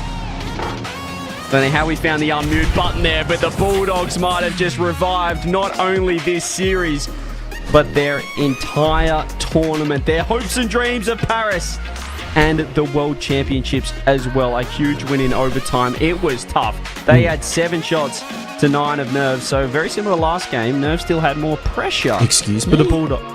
Oh, wait, 7 to 9, yeah. No, go carry on. Sorry, I'm stupid. Can somebody go back? This is not live, right? Can we go back and just edit that, cut that part out? And then call me out? Yeah, just edit that part out, make me sound smart again. Like everybody chat's always like, yummy, he's the smart one, CJ. He's the idiot who calls out chat, calls them dumb. But keep deflecting as the Bulldogs have found their first game win of the series. It's just ridiculous that they could have gone down into the lower bracket there and could have had an incredibly tough run, but they still need to win 2 games back to back to force that reverse sweep and move on into not only the top 8, as Monty mentioned, it's the top 6, as they will be guaranteed a Champs Sunday as well, no matter what. Now, even though we would say the reverse sweep is 100% on, I do want to point out that Hunter has still bottom scored for the Bulldogs every single game so far. And I think that's something that we should keep a very, very close eye at. That even in the wins, Hunter not scoring any points. Yeah, he needs to maybe just hop on the Octane or something. Just give himself a little bit of a reset, but he's stuck with the Fennec here. Game number 4, Utopia Coliseum, dusk underway. Just see how they perform. Now Nerve's got a little bit of pressure as well, because it's all good to win a couple of games, but can you close out a series? That's the big question. Important question from chat, CJ. Who is the most mechanical player in OCE? And is it Hunter with that shot? Well, it's probably not this shot that's going to get him the title of most mechanical player in OCE, but that might be the best pass in OCE from Keckle. What on earth was that?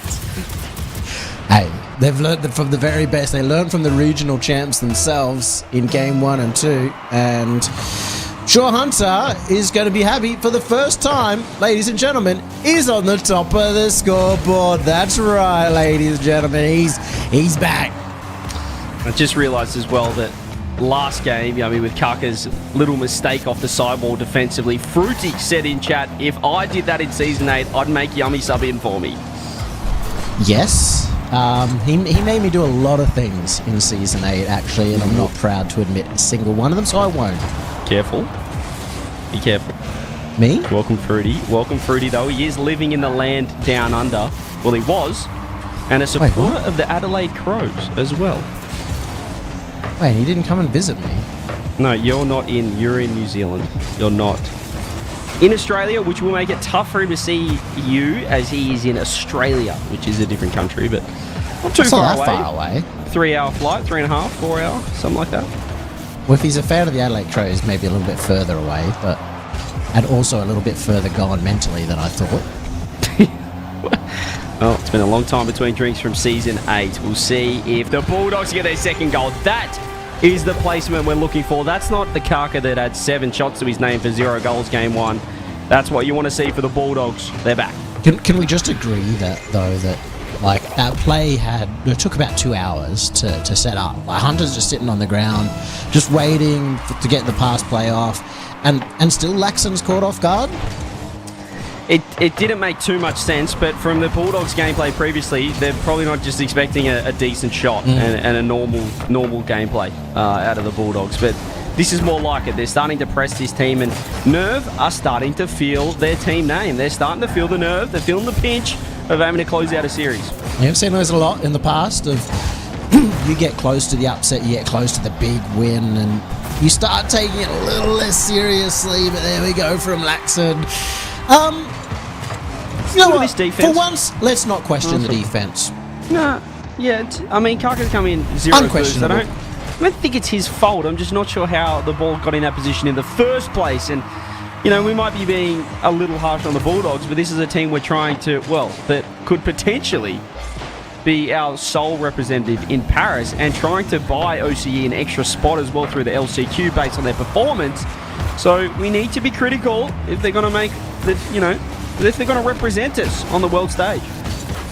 We'll see if that's even possible at this point in time. And we can be as critical as we like. I just want to point out as well. Oh my god. Okay. That Bowler's in chat. And, asking where his. And I'm going to. Please don't. That's fine. What were you worried That about? was a triple whiff in net, and the ball nearly rolled in at 3 kilometers an hour. This is getting. I'm just not.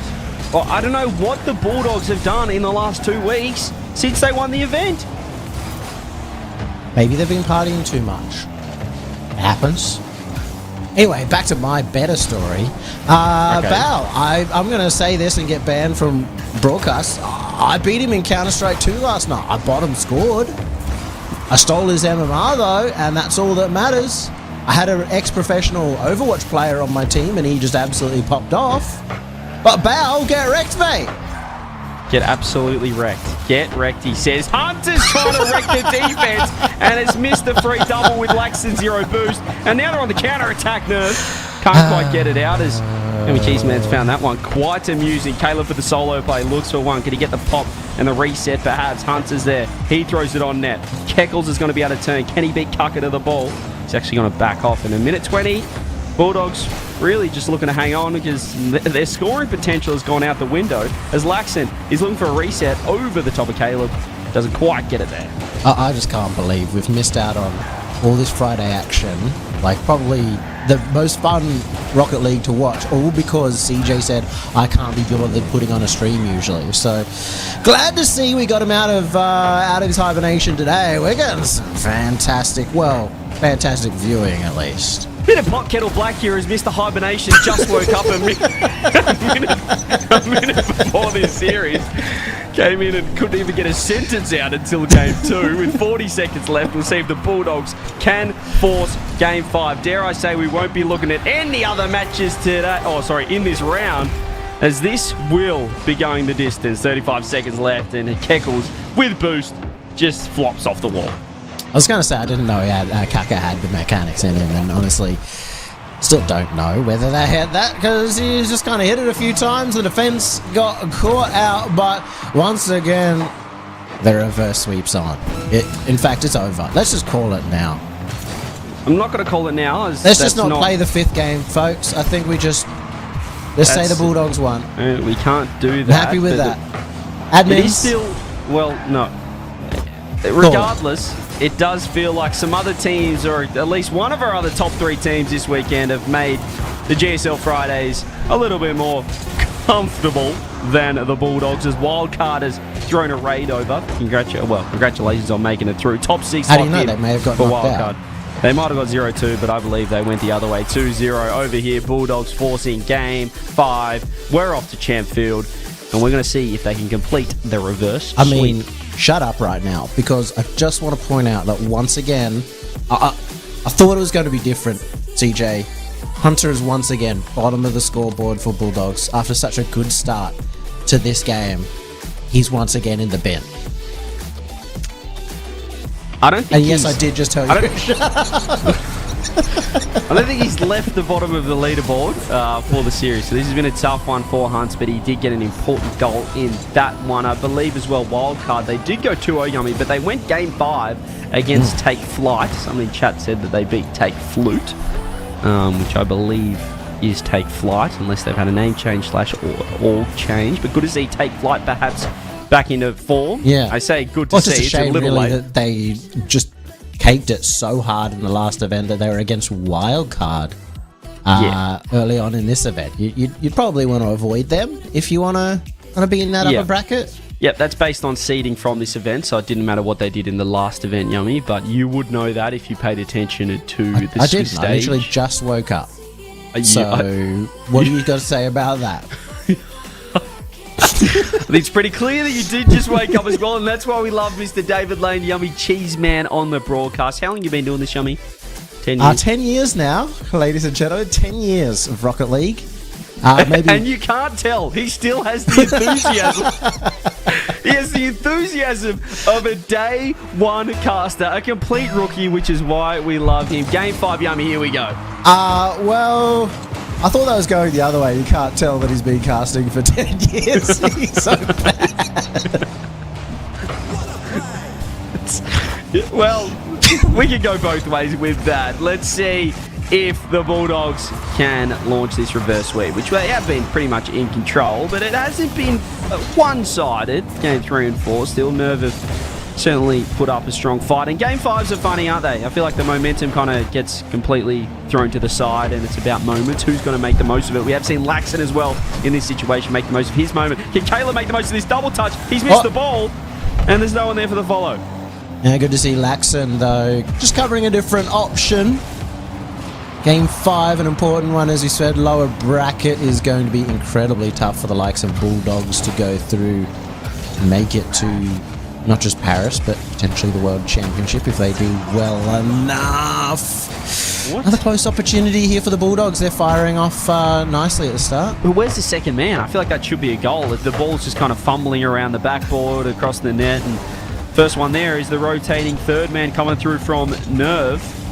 There has been a few opportunities now. Caleb could have scored. That should have been a goal, I'd say, as Nerve haven't really troubled the scorer. Just one shot to their name, 2 on the other side. Caleb, does he get a one-on-one? Smart play from Keckles on debut.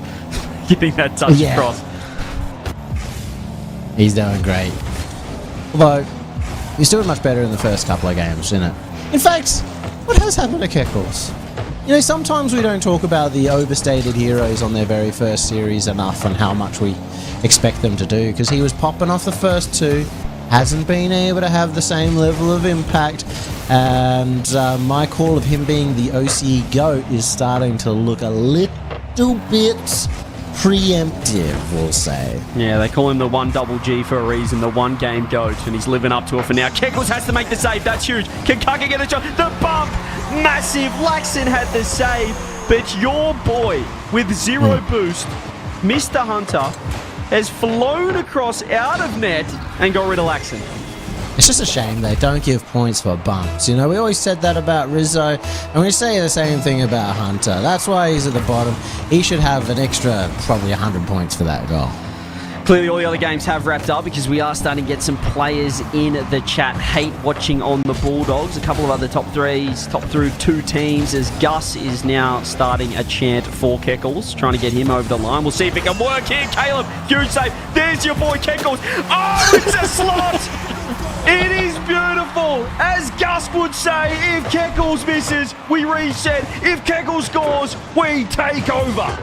Another own goal alert, as that one was going to bounce out, but Caleb, who thought that the shot was potentially going to be a little bit lower, ends up acting as a little backboard for that to go in, and I'm calling it right now. Nerve, they're going to win this series. The reverse sweep's over. Stop trying to curse. I don't know which team you are trying to curse, but I don't think Keckles appreciates... This is what analysts do. I've been watching North American casters. Oh my God, I can't believe I've said... Anyway, North American casters for 10 years, CJ, and I'm finally learning. Great to see you learning from the very, very best. The tippity top. 2 minutes left. 1-1. We will see if Cuck can get to work. This is a nice play. He's look for the 1-2-3 follow-up. Huge save from Laxon, as they have found their way out of trouble and over the top. Laxon reset off the roof, forces Hunter to go. He's got 0 boost. The Bulldogs, they're under some real stress right now. It's always just like magic's about to happen when Laxon's near the ball, and the danger's not over as Caleb having to do a lot of work for the Bulldogs in this series and almost manages, or just manages to get them out of danger once again. Laxon with 0 boost and the shot on. This time it's Kaka just trying to settle the team down. Plenty of boost. Caleb with the ball. Caleb past 150's the second. And no shot in the end. It's Caleb Carker, and now Hunter's just in that tricky spot, having to back off. It's a beautiful touch to Nerve. Hunter off the post for the save as well. Minute 10 left. The Bulldogs, I reckon their tournament lives, well, not exactly their tournament lives, but as they're going to off the post. Can Nerve be saved? Hunter's back flip. He's got too close to it.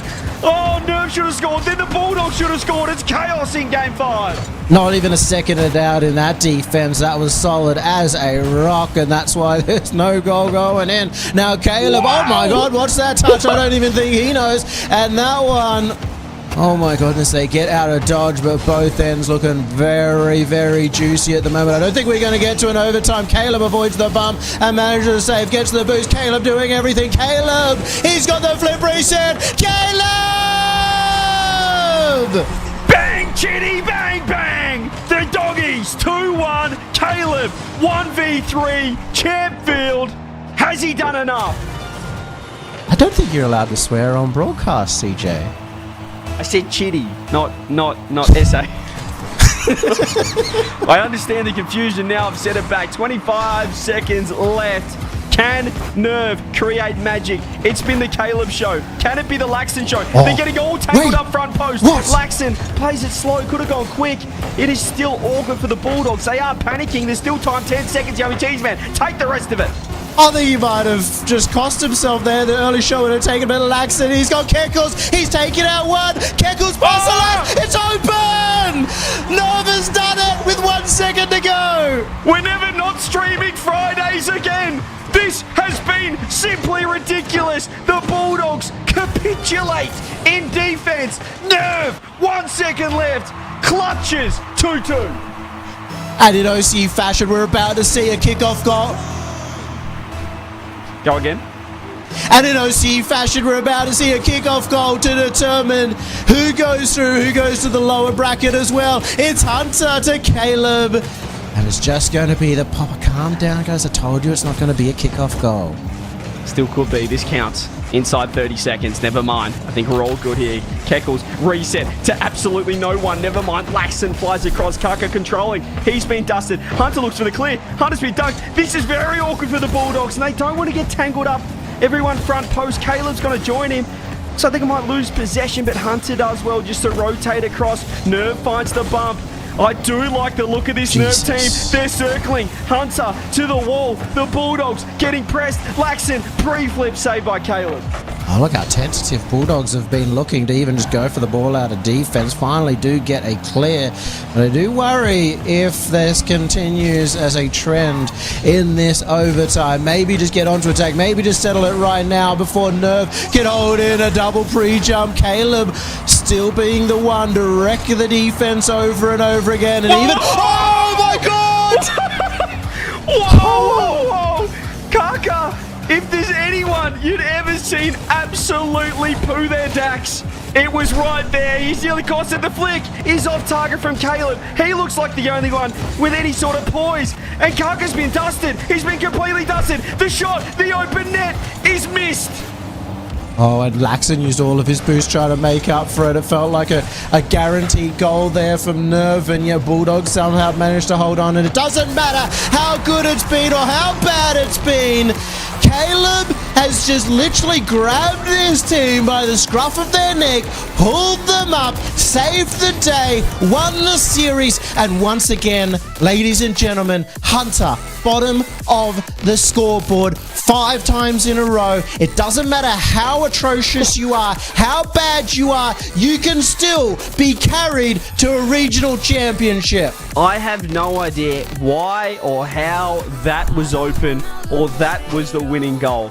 The Bulldogs reverse sweep Nerve in the most unconvincing return off an OCE Open Championship victory from Open 5. The reigning champs do hang on, stay unbeaten, but that series can only be described as an absolute Clean. crapshoot. No.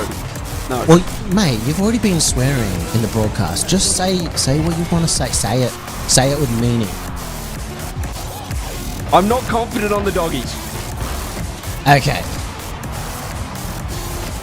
If we... Yeah, actually, let's get the chat involved. The reigning champs, the 2-time OCE champs, the Bulldogs here on Friday. We weren't even going to cover Fridays, but here we are, and we're not going to make that mistake next season. That's for sure. If we are still here, that's the big question. If we are still here as well, if Yummy's also, still here, I did think we said the same thing last time we did a Friday in the last event. And then we said we'd never not do a Friday, and then we skipped out on a couple of Fridays. You slept in for half of it. But anyway, if we were going to the people at home. If you're gonna rate that Bulldogs performance out of 10, where are you putting them right now? And what are the confidence levels like for those guys who have just had to reverse sweep Nerve, who then have to come up against the likes of a wild card, the likes of a Team Power throughout this weekend? It's just concerning. They look like maybe they just thought it was going to be easy this Friday. You know, they would have known they were playing Nerve in that second match, but it was tough to watch from the outset, and it didn't really get better, but they got the job done. That's the main thing. Yeah, I mean, they say it all the time. Doesn't matter what how it went down. In the end, a win is a win. Go through. No one remember this. Well, I mean, everybody who was watching today will probably remember this, but no one really remember this series when they win the championship on Sunday. Because that's true.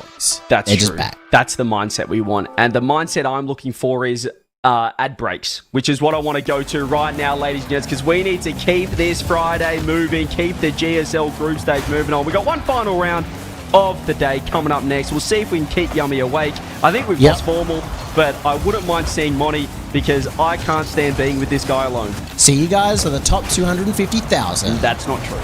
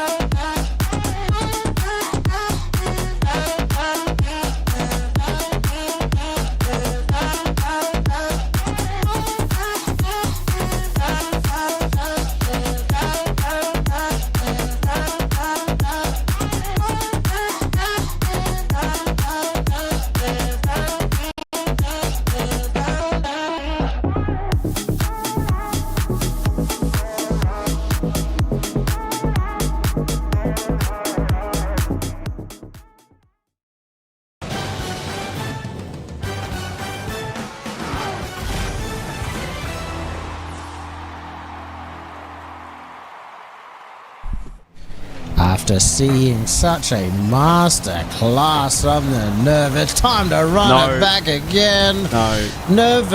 Wait, what? Wasn't a, it wasn't a masterclass. If you win, you can call it. Oh. It's not a. After a disaster class There we from nerve, go. it's time to run it back again and just show you what the best of OCE has to offer. Canterbury Bulldogs, nobody cares about them. They're through. It's all about the lower bracket now. Woo! Yeah, well, unfortunately, all of the teams that... Well, I say unfortunately, the teams will be very happy, but the teams that need to be winning this weekend have all gone through to the top 6. So they'll be happy about that. It gives us less entertainment for the lower bracket here. But Is that why you I'm said hyping this one up. unfortunately? Or do you not like Well, one of the teams? No, there's... Don't Tell read us too which much team you into don't that. like. I'm just... No, let's not read too far into did that. you What's your least We're favourite excited team, here Aren't for you a Luna to maybe make a top 8 Bulldogs for the team first streamer? time this split. Why did you want them to lose? I prefer not to speak.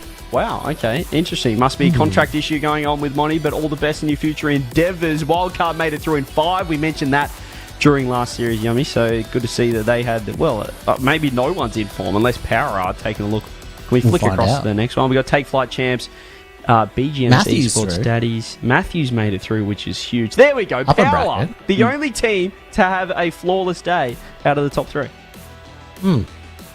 See, it's not that hard, guys. Just do it. Yeah. Well, you know, I had the Power and the Wildcard Take Flight series on my other monitor while I was watching whatever just happened in this Bulldogs Nerve series, and Power looks pretty well good. You know, the Take Flight side, I think they almost pulled off the reverse sweep as well, and then it was just out of hand in Game 5. But Power, the only team here that seemed to be doing their expected job. Oh, guys. What happened to Schmelf? Well, guys. Oh, no. Schmelf didn't make it. Guys. Schmelf. Why did we stream the upper bracket in the last match? We missed out on Schmelf. Schmelf did not make it through. Let's take a quick look at Saturday's bracket as well, if we can. Just take a little quick squiz of what we're going to be looking at, perhaps where the teams will be falling after this round as well. Cheeseman, Wildcard, Power making it through. The Doggies just, and No Car Esports. Wait, how did Bulldogs steal this bracket? Is this a what the heck has happened here? I guess they are the regional champs, and also probably Monty pulled some strings or something. What? Yeah, I don't know if I quite have the facilities for that. You know, I don't seem to have quite the pull that CJ seems to have with all of these, you know, $50 of the broadcast he's grabbing from chat or something. I'm or not. to pocket himself, I'm not sure. Can people stop saying that I charge $50 for a photo? Okay, Yeah. that's not true. But I do want to thank, as I'm obligated to say by CJ, that thank you to everybody in chat who paid $50 in order to hear and see this broadcast. $50 directly to CJCJ. If you do not have $50, then don't worry. CJ will send you a letter in the mail to tell you how poor you are. And let's get this underway. The Krakens versus the Wolves, the matchup that we always love to see. One on land, one on the... I don't know how they fight each other. And technically, I'd think even on land, a Kraken probably wins by pure weight. We are not inviting Yummy back for Fridays. He could be our Saturday, Sunday guy only, Money. Yeah, he's not quite too sure how to speak or what to talk about, it sounds like, on Fridays, which, to be fair, I feel like it kind of fits the OCE vibes, but I'm not also too sure so far if, you know, No, but or like, I wolf. think I'm a not sure Kraken, this is the even right- on land against a wolf, like the wolf's not going to be able to do any damage to it, and so the Kraken's just going to flay with like one tentacle, and then it'll die eventually. But but surely in like the actual battle, the Kraken's counted as winning because it'll kill the wolf first, or does the wolf run away and then like just survives and the Kraken eventually dies because it can't live on land? Well, make sure to put that into your considerations when you are voting on this series. Hashtag TA or hashtag NOKR. That will be important in this Rocket League Why are they matches. called No Car and they're a wolf? It should be like a car and then a... No, because there's no car. I see. So, Yeah, Yeah, so it you could wouldn't be put a car anything outside of a car based on that. So let's... Yeah. Keckles is excited, though. He's just written in the in-game chat, let's get this show on the road. So he's getting impatient. Okay. He thinks Yummy's taking too Fine. long to get into this. How's the chat vote looking? Good. We've had one prediction. Oh, it's Yep. Nerve. It's not even Oh. No Car. Well, that's what I'm saying. Wait, hang Yeah. on. Yeah. See, I So was on who the ball wins, the a entire Kraken time. or a Nerve? Yeah. Yummy thoughts? Wait, what's the picture of Nerve? What's his little It's symbol? just their name. It's just their name. NRV. Hashtag No Car. So in a battle between a Kraken and a Nerve, I think because a Nerve can't live outside the human body or animal body, Yeah. the Nerve would lose. So give me the Kraken. Prompt's trying to tell us in chat as well that they've already qualified for the main event. We get it, Prompt. You made your first top 8. You don't have to tell everyone, but congratulations to No Car for making it through the upper bracket. Nerve will have to make it through, though. If they can get to Game 5 against the Doggies, they can get to Game 3 here against Abyssal. They're going to 3-0, not get 0-3. Give me Nerve.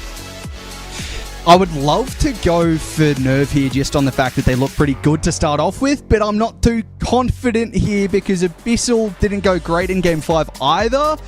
But So I'm not too Krakens sure. are like a I- mythological beast that could take down anyone. So Yummy's been yapping too much. I think I'm going Nerve. what the heck, guys? That's You tough. don't even Go know what a against the Kraken host. is. Go against the host. That's how we Or do is it maybe like is it just an octopus or a squid? It's not. Maybe I've been misinterpreting what this is. It It'd does be look kind of like... lame if your It looks logo a is just a lot like an squid. octopus versus a massive kraken. So unfortunately, they're not going to be too useful Ah. on land, I believe. And I think that's why Nerve's going to get the job done. Well, let's see what wins. A bunch of cars versus a bunch of squid. Let's get this show on the road. Thankfully, we can say there's actually no cars here.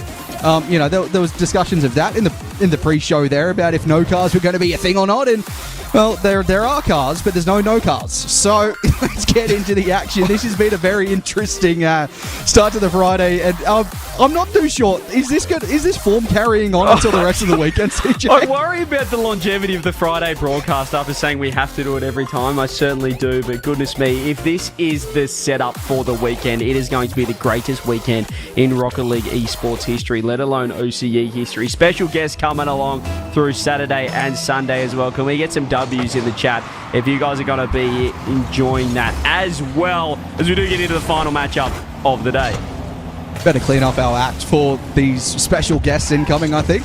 The form hasn't been too good from the casters. I mean, the gameplay's been all right at times. It's also not been great at times as well. I think, maybe the Bulldogs need to clean up their act for tomorrow and Sunday as well. But overall, this is, for me, I'm excited to see this match because I want to see if Luna can break into the top 8 for the first time this split. Hasn't been able to do it so far.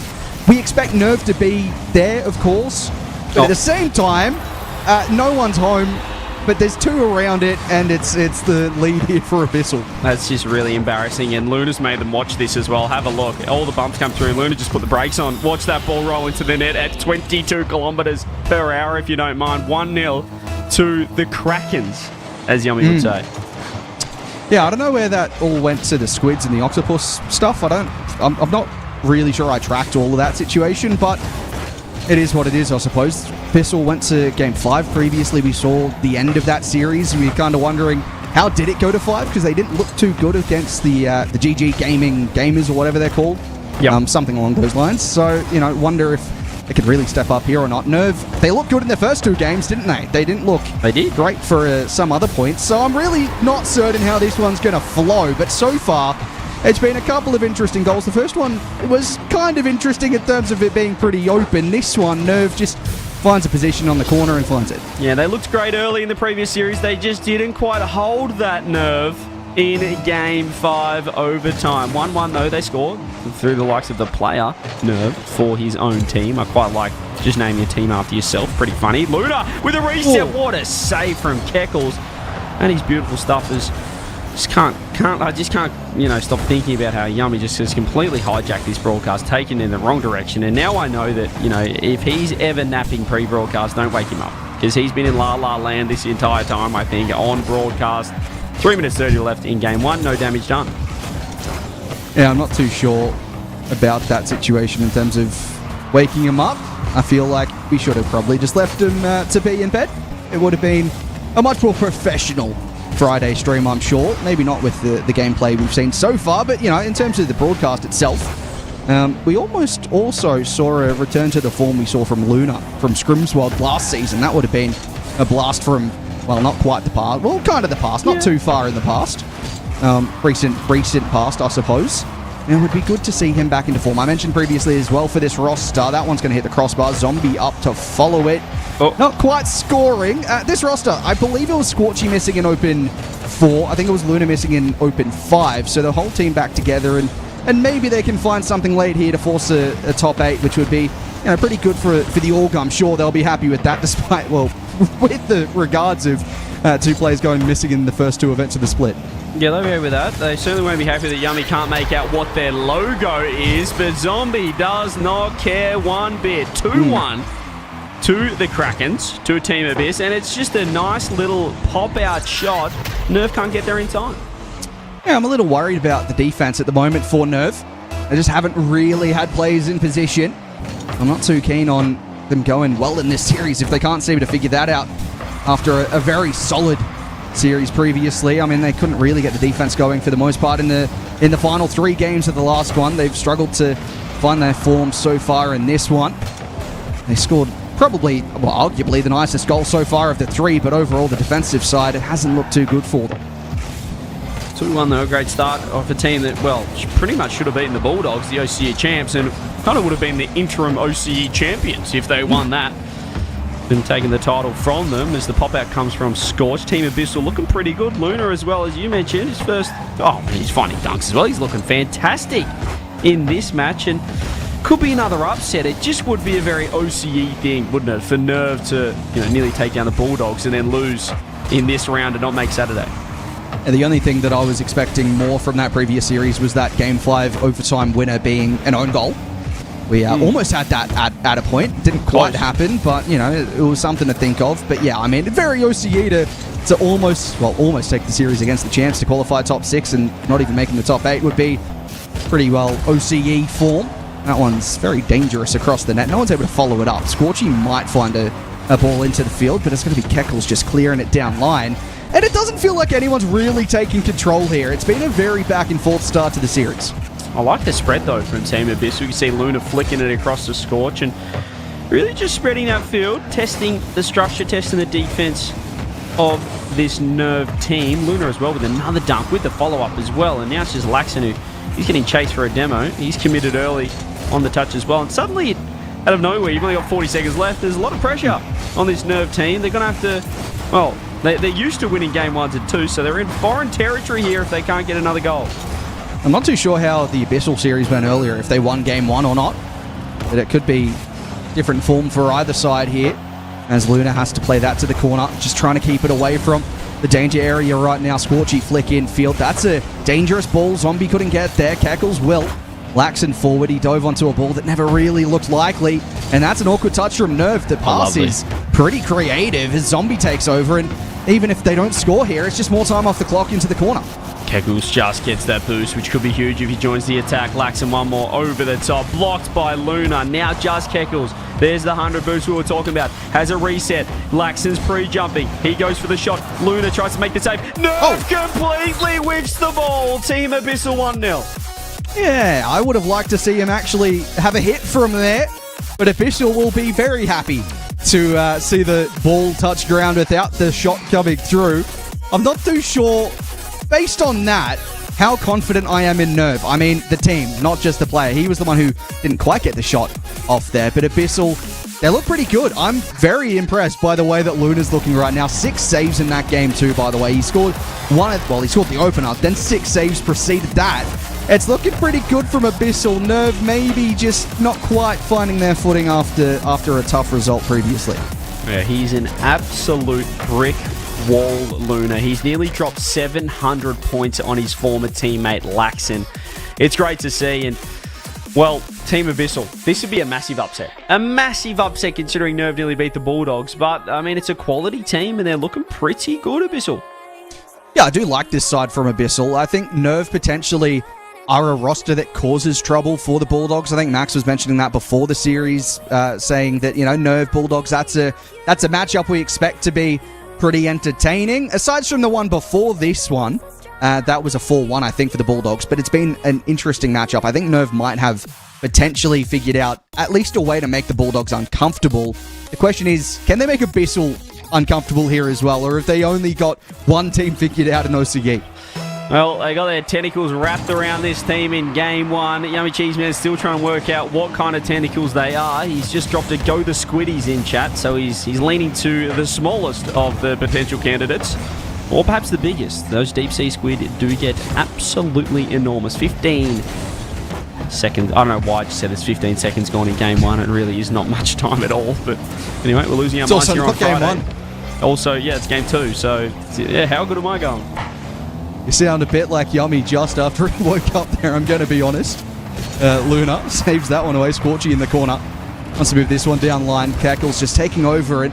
A player that you seemingly didn't know beforehand. He's making his mark at times. He couldn't really get across the line previously, but he's impressive considering you don't know who he is, and he's got the first on the board here. Sometimes he doesn't know who he is as well. He just loses his identity, but he's found it here with a beautiful touch. Look at the bump on Luna. Laxid knowing exactly where he's going. That's that former teammate knowledge. And we do see Nerve bouncing back with the first goal of the game. You feel like there's much of that understanding as previous teammates to know exactly what that rotation's going to look like to go for something like that? Is that expected when you make roster changes, that maybe opposition could know who you are and how you play? Well, we know OCE as well, Monty. It's 99% mental. And I think sometimes when you make a move, it can put a little bit of pressure on the new teammate, the new roster. Laxon right now looks like he's just in control. He knows that they probably are the underdogs. They should be the underdogs in this. And they've got the job done in game one, but pressure back on them here as Nerve have struck first. Scorch, if he got that touch, had Luna across, still could be an opening. I don't know why Nerve has gone front post, as they do back off now due to lack of boost. But still, it's unconvincing from the team nearly beat the Bulldogs. Yeah, they haven't really created anything spectacular so far. It's a lot of defending they've done. Team Abyssal putting the foot on the gas at the moment. Nerve had to try to redirect that one, couldn't get around it. Lax into the corner. Scorchy, well, he's missed that one. We'll just say that was completely intentional to get Luna involved, and it's back out to Scorchy. He wants the sidewall play. Low boost to work with. Just trying to bait in a defender. Tries to take the 50. Keep on going here. This is a decent area to hold possession. Luna comes through. All three forward at the moment from Abyssal, but I don't think they'll find the angle, or maybe they will. Luna gets saved. Yeah, nice save by Laxon, but they're all front post. This is a beautiful pass to Scorch with an even better shot. It's just, honestly, terrible defense from Nerve. They were all in the other corner and then pretty much all found themselves front post again. Keckles just completely overcommits from back post, but a beautiful play. Also like that from Luna. He sort of jumped up. He knew he wasn't ever going to shoot that. He didn't have the boost in the tank, but potentially just drawed the eyes from the opposition to go, maybe he will take a shot here. Got them in a couple of minds potentially, and it has given them a goal on the follow-up. Great play overall from Abyssal, and if you're going to get a result against Nerve, you want to see plays like that. We saw, in game one, that pass out where they could have gone for a shot. They look for that slide ball out to the width. I'm enjoying these sort of plays at the moment from Abyssal, although Keckles with a reset. Now Laxon on the follow-up. That's going to be saved out to the corner from Luna. Still pressure building. Nerve looking to put the pressure on, and that ball's to absolutely no one. Yeah, he's looked for kind of an infield pass, but there's just nobody already. All the Nerve have backed off. The bumps still have been pretty prominent from Team Abyssal. Luna's going to leave this one for Zombie, who's just getting chased on the demo like he Scorches there. Get that one out of harm's way. And still, it's maybe Nerve just play better as the underdogs because they don't look as confident against a team that, well, they I'd say should be beating, but are certainly the favourites in. Absolutely. I mean, we haven't really seen what Abyssal can do so far this split due to the substitutions and stuff, but overall, you still look at these two sides and go, they're the team that expect to get this result. Keckles will chase that, just couldn't quite get around it. Nerve won't either. That was a great opportunity to take the lead, and they couldn't capitalize. Laxon might just send that one again towards the net, but it was also in a dangerous area that never really had a follow-up, so it breaks down again. Keckles, corner ball, centered, and it's just these passes that aren't really looking for anyone in particular. It's into a dangerous area, yes, but there's no one to follow it up. Yeah, they're great passes. I nearly just blame the guy who's following up that second man, who's just not willing to kind of push forward. They're a little bit slow on the rotation, as Keckles did look for the air dribble bump handoff, but well dodged by Team Abyssal. Minute left. Gee, this should get pretty scary pretty quickly unless that shot's on net. Beautiful save from Luna. It was 6 last game. How many's got this game? Well, just the 2 so far, but an important 2 at that. Yeah, well, that one certainly kept them in the contest right now. Nerve missed that one. Keckles will just take a shot on target. That's the early deflection. And Laxon puts that back into a dangerous area for his own team. Luna will send off. Scorchy was up. And Laxon, he's seemingly playing for both teams at the moment. He's not really getting the right touches going either way. I'm not liking this form right now. He's looking very quick, but just directionally challenged, I'd say, at the moment. Look at him. He's even just cut off Nerve. And this could be real trouble as Keckles just has to buy enough time. Luna looks for the bump. Laxon's nearly goalie. You said it right. I don't know whose team he's on. Infield pass to another pass to Zombie. It's a free backboard. He's got to fake it. Is anybody home? Luna wants to get involved. Nerve just gets out of trouble, but wow, Laxon, needs to work out which colour he is. We need to find something, I think, for either team at the moment. It's not quite clicking. I would say at the moment it felt as though Team Abyssal were in the ascendancy, and Nerve, he just couldn't get around the shot again. It does feel as though this one is just really up in the air in terms of who can compose themselves first might be able to win this series, because right now it's not the best gameplay from either Laxon. Nerve, what a save. Is he enough save? Yeah, what a save from Scorchy. Just put himself in that top left corner. Knew exactly where Nerve was looking to shoot the ball as Luna just walks it around one with ease. Now pops it up to Nerve on the backboard. Zombie's going to have to back all the way out and need someone to kind of cut here. They're playing very defensively. They nearly still are prone to the counterattacks though.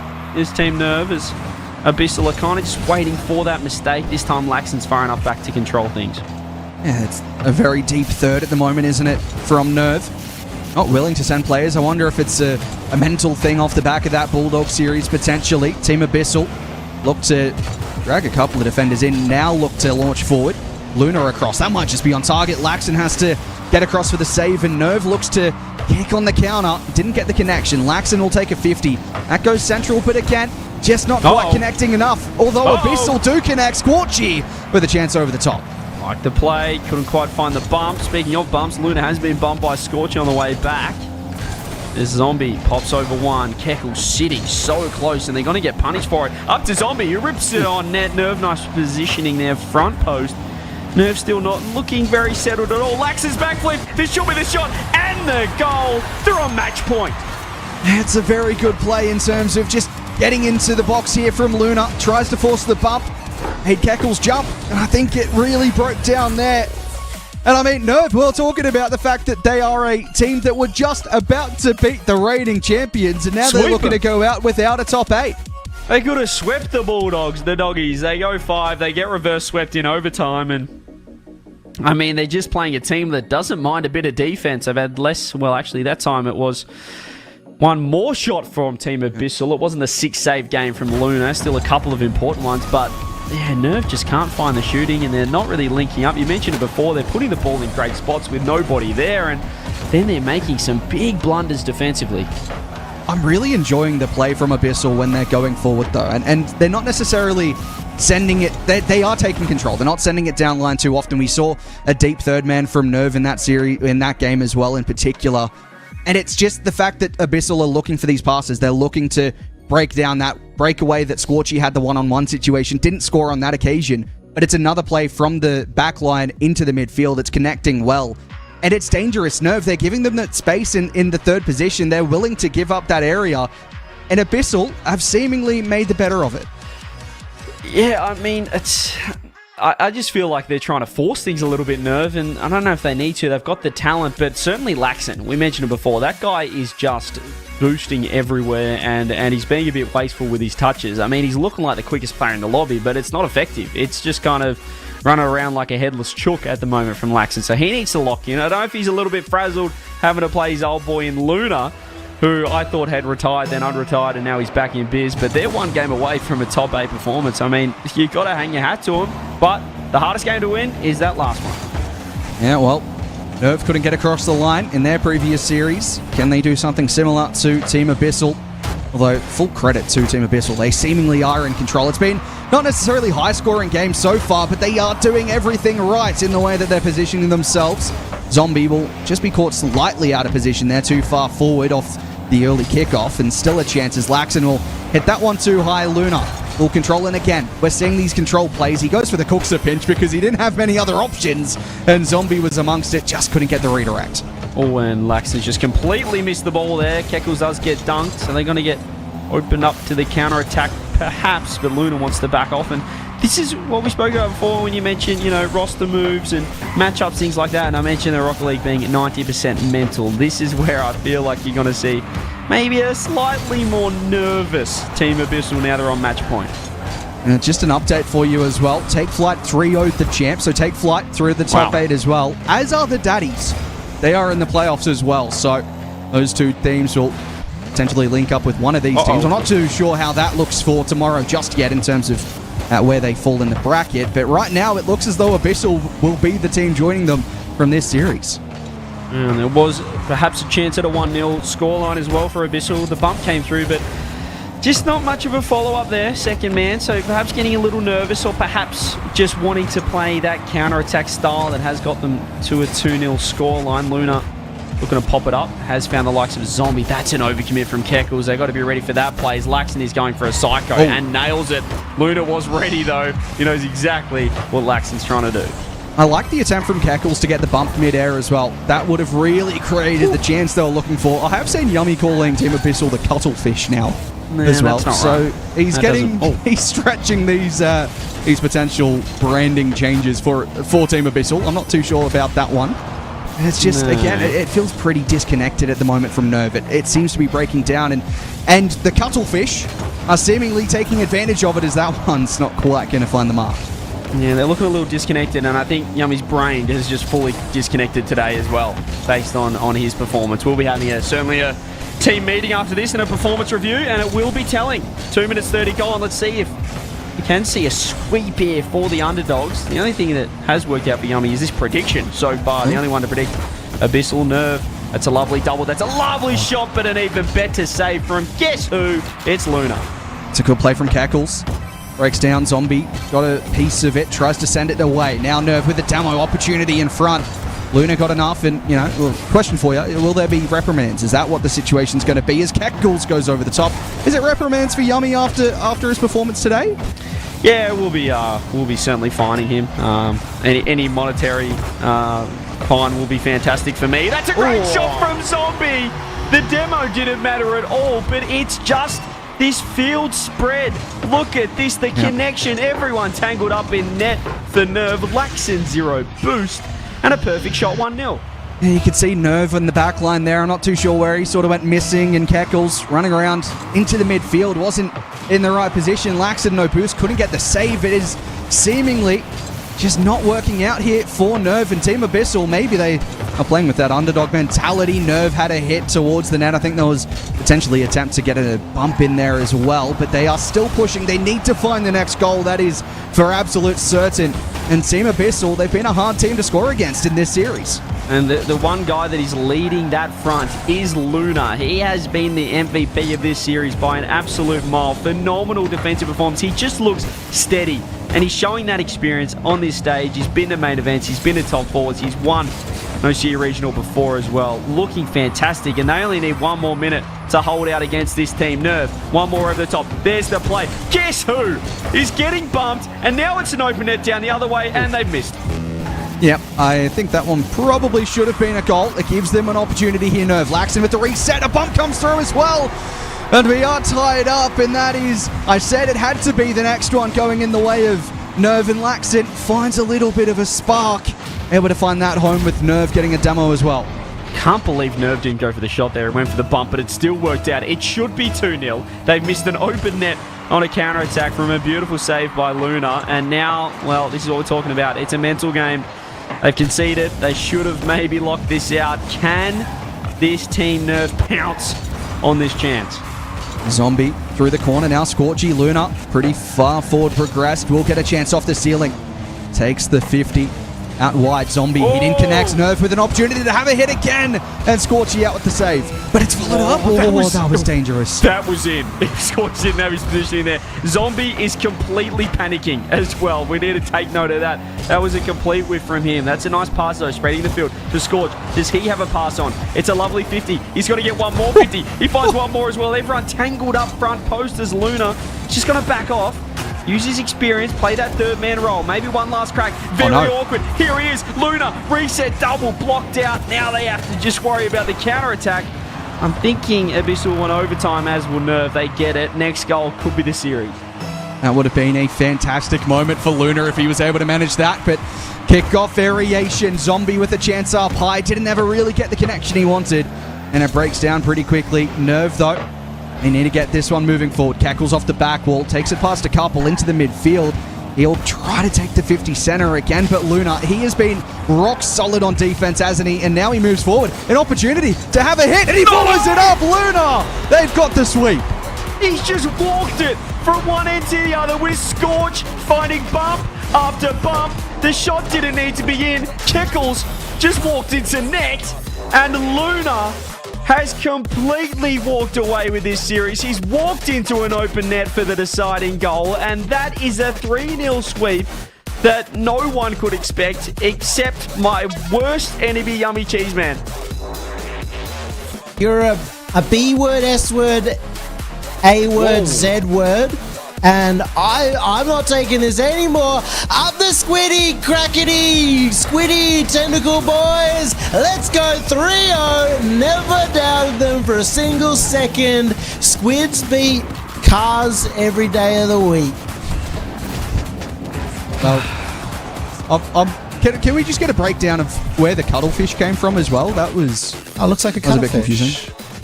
You don't know what a cuttlefish looks like? Can we just... You guys don't know Jack. Can we focus for 1 second? Because, Yummy, your boy Luna has put in one of the best... He looked so good out there. He looked settled, locked in, defensively a rock. And then he said, you know what?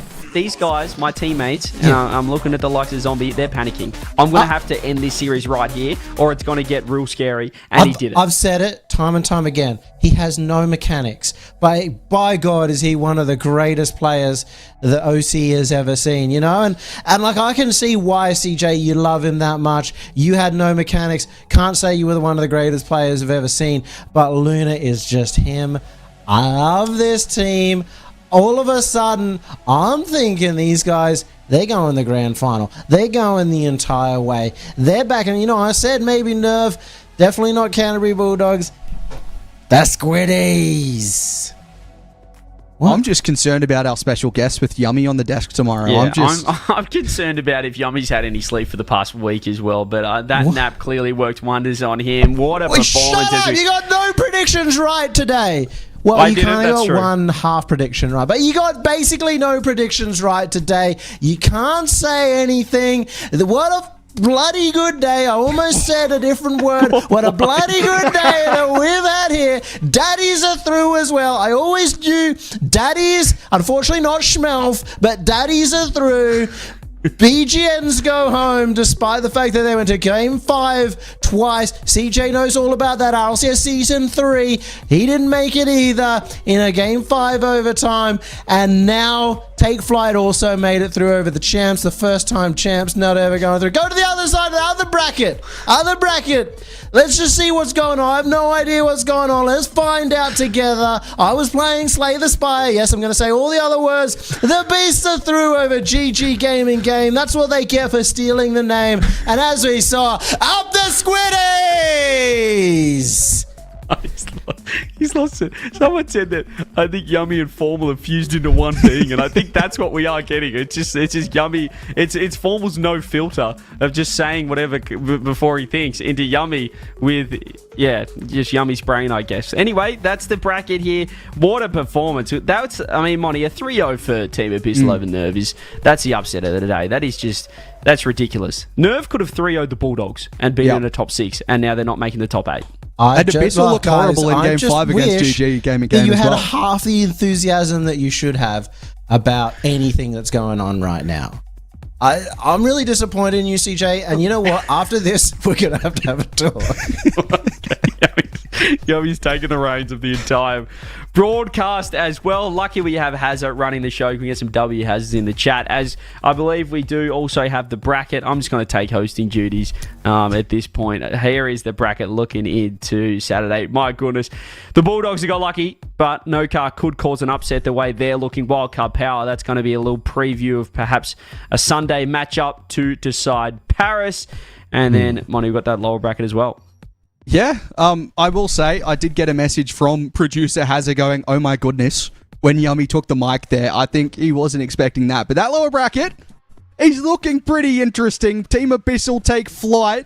I mean, Take Flight have had some poor performances, I'd say, so far this season. Team Abyssal seemingly in form, but Take Flight also went to Game 5 against Wildcard, so I'm very curious to see how that one looks later, well, tomorrow at least. It's looking very likely that we have a Daddies versus Team Abyssal grand final. They are on the other side of the bracket, so we'll be looking forward heavily to that one. Once again, Bulldogs stealing their side of the bracket in the upper bracket. They've got the best chance they can to match last event. And we'll see if they're able to do that in the third match of the day. But here's our schedule. The Squiddies up against Take Flight. Can Take Flight throw it all away once again in event number 6? Daddies versus the Beast. I mean, we all know what that's about. Bulldogs versus No Car. Again, how did Bulldogs steal it? And then the match of the day, Wildcard versus Power. Tomorrow we don't have CJCJ. It's a blessed day indeed. We've got the special guest. We've got me. We've got Money. We got Formal. We got some live action down in Melbourne. Something. Supernova. Yes, I believe Formal's going to be down in Melbourne all weekend as well. But yeah, special guest tomorrow. You guys will just have to wait and see for tomorrow's pre-show, as I'll be taking the day off just to really make sure Sunday's going to be as important as possible. I'll be prepping all the special How many guests golf tournaments have you got tomorrow? About 3 or 4. We're playing 83 holes or something like that. But it's been a great day. My goodness, what an action-packed Friday it has been. We saw a couple of upsets. We saw the Bulldogs nearly crumble. And I think it's a nice little setup for, as we said, the biggest weekend in OCE history, hopefully. But you never know. It could be the biggest weekend in OCE history if things go well. And Yummy, I'm wondering, special guest, do we think there's any chance of Meow Meow PP making an appearance? That is CJ's catchphrase. Roll the tape, Let's go to a break, and CJ's going to roll on all of his catchphrases all at once. Come back tomorrow for some of the best Rocket League, in fact, the best Rocket League the world has to offer.